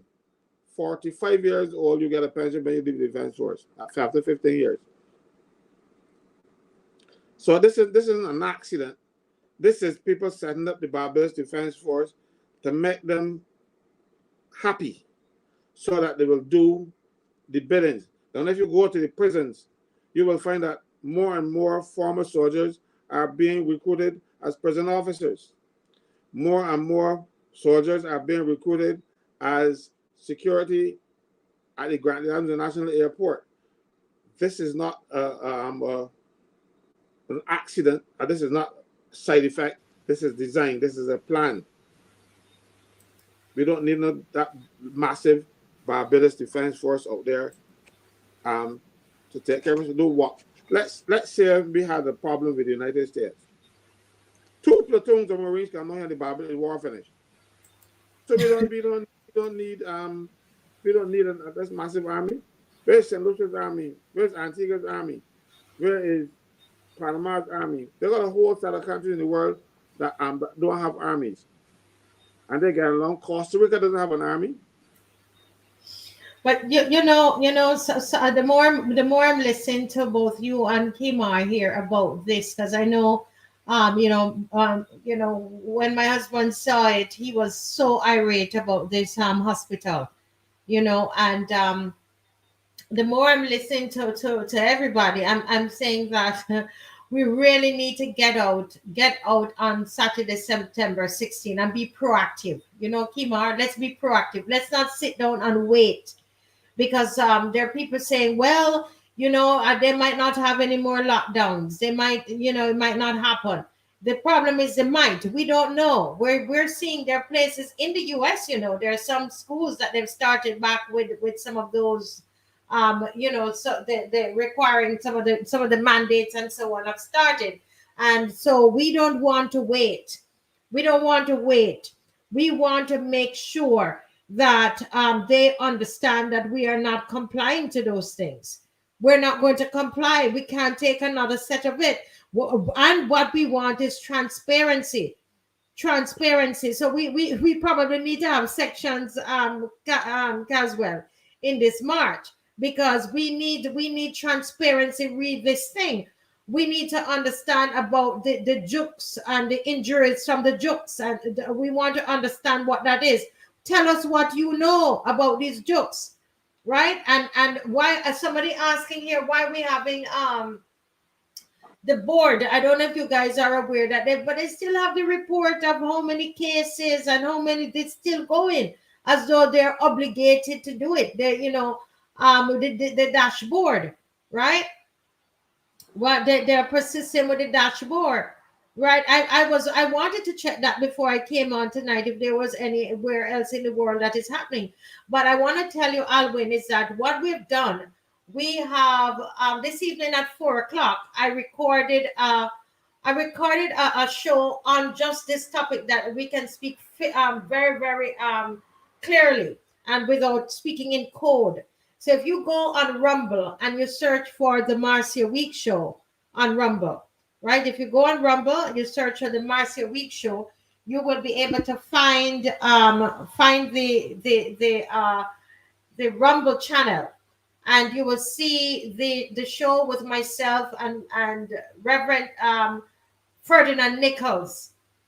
I did the show with him on this particular topic, and I will ask Caswell to oblige me and do a couple of those. So what we're doing over there, we're doing some recording on Rumble, and that's a space where we would not be, they wouldn't be, they were not going to take the channel from us, so that we can speak freely. And there you're going to hear a lot more things. We are able to show certain videos and so on. So if you go over there, I'm waiting for the link to be put in the chat. If either Trevor or Dave can put the link to the Rumble in this chat here in the comment section. I need to say, I keep using the word chat. Either Trevor or Dave can put the Rumble right. So here it is. I can't put that up on the thing. Let me move this. Oh boy, let me take this off. Okay, so I can't put that up on the thing. But if you search, one second, Kemar, search the chats, guys, and you will be able to see it. If you search the chats, you will be able to see it. Okay. But I can't put it up on my screen because certain words are in it. But search the chats. If you're on Facebook, just search the comment section and click on it, and it will take you to Rumble. Yes, go ahead, Kemar. But I just wanted to make some observations. You can start with Barbados and say that Barbados is becoming more militarized through changes in legislation. I saw that the military protects the president that we have now, or the office of presidency, and I know that the police usually protects the prime minister, whoever's prime minister, and the prime minister usually has a driver that is a police officer, whatever. But you see in countries like North Korea, you see in countries like, you see in China, even Venezuela, Cuba, you have more communist countries. These communist countries are more led by their militaries, right? And the militaries usually support the leaders, and that's when you're looking for dictatorship, right? So Barbados is creeping into dictatorship via legislation, and when you understand dictatorships, most dictators in the world are protected by military, not police. Okay. So look across the Caribbean. Most of the Caribbean governments are investing in riot gear, building up militaries. Traditionally, the Caribbean was used to pull coups in other parts of South America. We even had Barbados being used as a landing point for the United States to go into Grenada to topple Morris Bishop. Hmm. The top of Bishop, it was to Morris Bishop was dead by that time. It was they had to kill Morris Bishop, and Barbados was used because it was Eugenia Charles, who was I think she was head of CARICOM at the time, and she asked United States for assistance to help save Grenada, because remember Grenada we had Cord wanted to be like joint leader with Bishop, and Bishop I said no, so he got enough people to arrest Bishop and finally kill him, and there was anarchy in the country, and United States there's stage here, actually there's stage here to go into Grenada. Yeah. Right. So they use our runway for that. And you can see in Jamaica, they're using Jamaica now to intervene in Haiti. Mm-hmm. And they can join soldiers from all around the Caribbean to go in Haiti to quote unquote quell the social and civil unrest happening down there. We even have a bigger presence to the Regional Security Service in Barbados. We had an investment in technology. We have a sonar plane that flies over Barbados quite a regular. They say it's a drug plane. We have increased the military presence on the waters, increased military presence in civil society now, because somebody even made the point about the military patrolling with the police. So we're saying increased presence of the army in our everyday lives. And That is to desensitize the people of this country to. I mean, army should be in their barrack, shining their boots and training, and not out there on the street. I always oppose when I see them walking on the road and talking about crowd control. That's not what soldiers are for. I remember they had a fire in Bridgetown, and soldiers were on there with guns. You can shoot the fire. No, that was to desensitize people into accepting soldiers on the streets. Nobody should feel good with soldiers on the street. When soldiers on the street, something is awfully wrong. But when you have them there, the slightest thing happens, can fire patrols, you have soldiers out there assisting the police. They are only there, they should there when the law, when the police cannot control the situation anymore, and they ask for the assistance of the soldiers. But Barbados now is using soldiers all the time, and people like it because they're dumb enough to think that that is a good thing. And then, oh no, we have the soldiers, so we can have a good walk up and thing because the soldiers, no, you can have police there because the police are trained to deal with the civil power. Soldiers are there to deal when the civil power, which is the police, have broken down. But when you mix the two, and you have soldiers on the street all the time, it becomes the norm. So people don't realize that next thing you know, the soldiers are going to be taken over. And I see what this government has done, like positioning its own people to be heads of the army. I see something sinister in that. Oh my, I tell you. It's really, really sad. And I know we only have 2 minutes. 2 minutes, and what I want to say is to everybody that all we got to do is to stand up. Regarding the what we're talking here about, we're not sure what's going to happen with the jokes and the jabs, and what's going to happen, with that military hospital. What is it for? We don't know. We want some transparency about those jokes and jabs. We want to know how many persons were hurt from it, and what kind of sicknesses they had. How many died? How many are still sick? How many young persons? We want to understand what is going on with it. We need transparency. Somebody said to me today, we don't even know really why the Minister of Health resigned. What did he know? That's a major role. He resigned. We don't know anything. And that's why one of the reasons we want to go out on September 16th at 10 o'clock. We're definitely going to go out concerning the NIS and pensions.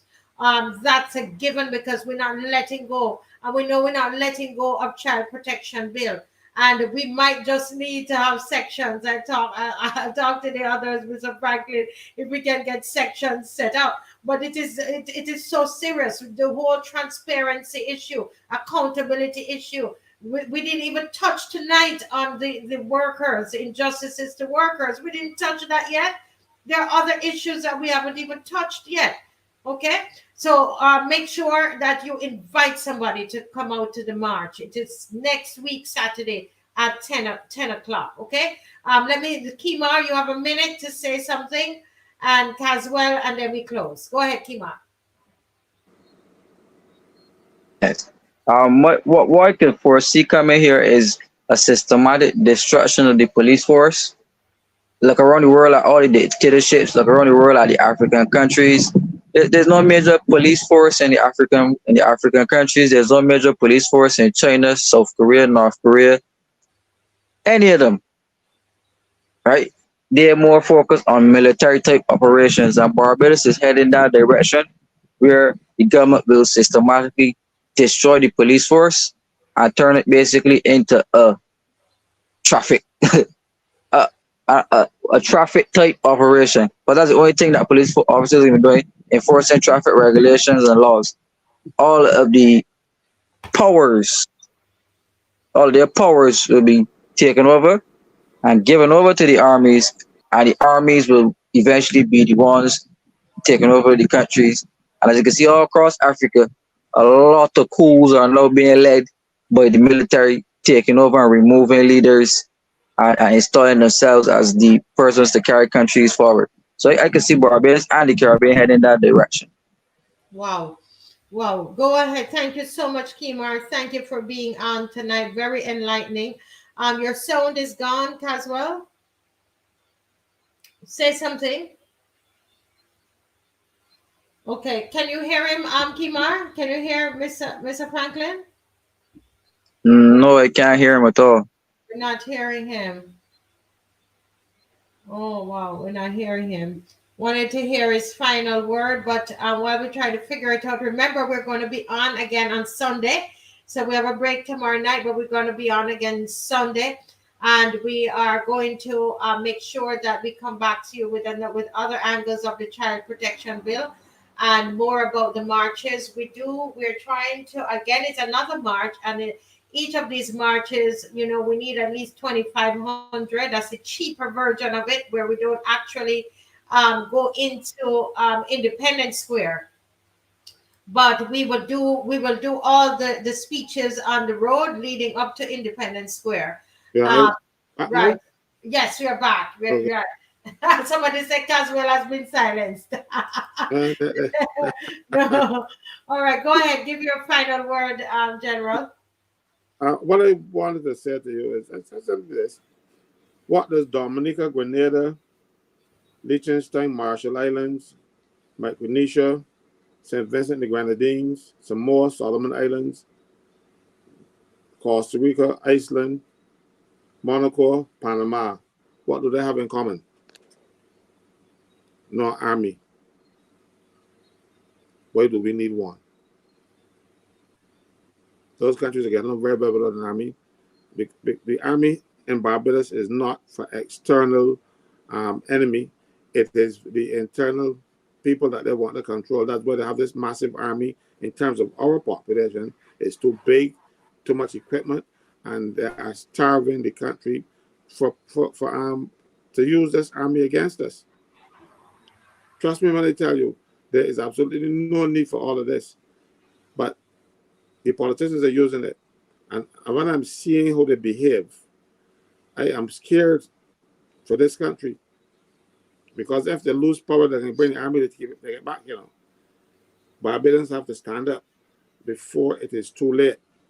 Join us. Stand up with us. Let people know that we are not pleased with what they're doing, or these things can creep in on you, and then when you finish it, you have no rights left. Yeah. And when that happens, then you can say, oh, we should have joined Marcevics and Caswell and Kemar and Lynette and those other people, Winston. We should have stood up with them. I don't like, people say, had I known. I hate that. I hate it. I want to be able to make a difference before these things happen. Yes. So, guys, all we got to do is stand up and it's over. If we stand up in Barbados, don't matter if it's 30-0, we are the opposition. We are the opposition. And on on September 16th, at 10 a.m., we are going to be standing up. We're standing up all tonight. We're standing up. Okay. See you again on Sunday. Sleep well. And I know somebody's asking about the CG in New York. I should have some information hopefully by Sunday to share with you on that. Okay. I saw your question. I was waiting to see if I got anything, because I'm not going to come on if I don't have it and say anything if I don't have anything. So we will tell you something more on that hopefully by Sunday. Okay. God bless you all and sleep well, guys. Bye bye. Good night. Thank you, Caswell, as usual. Very insightful, full of jokes. That's good. All right, Kemar. God bless you all. Bye bye. Bye bye. All right, thank you. Good night.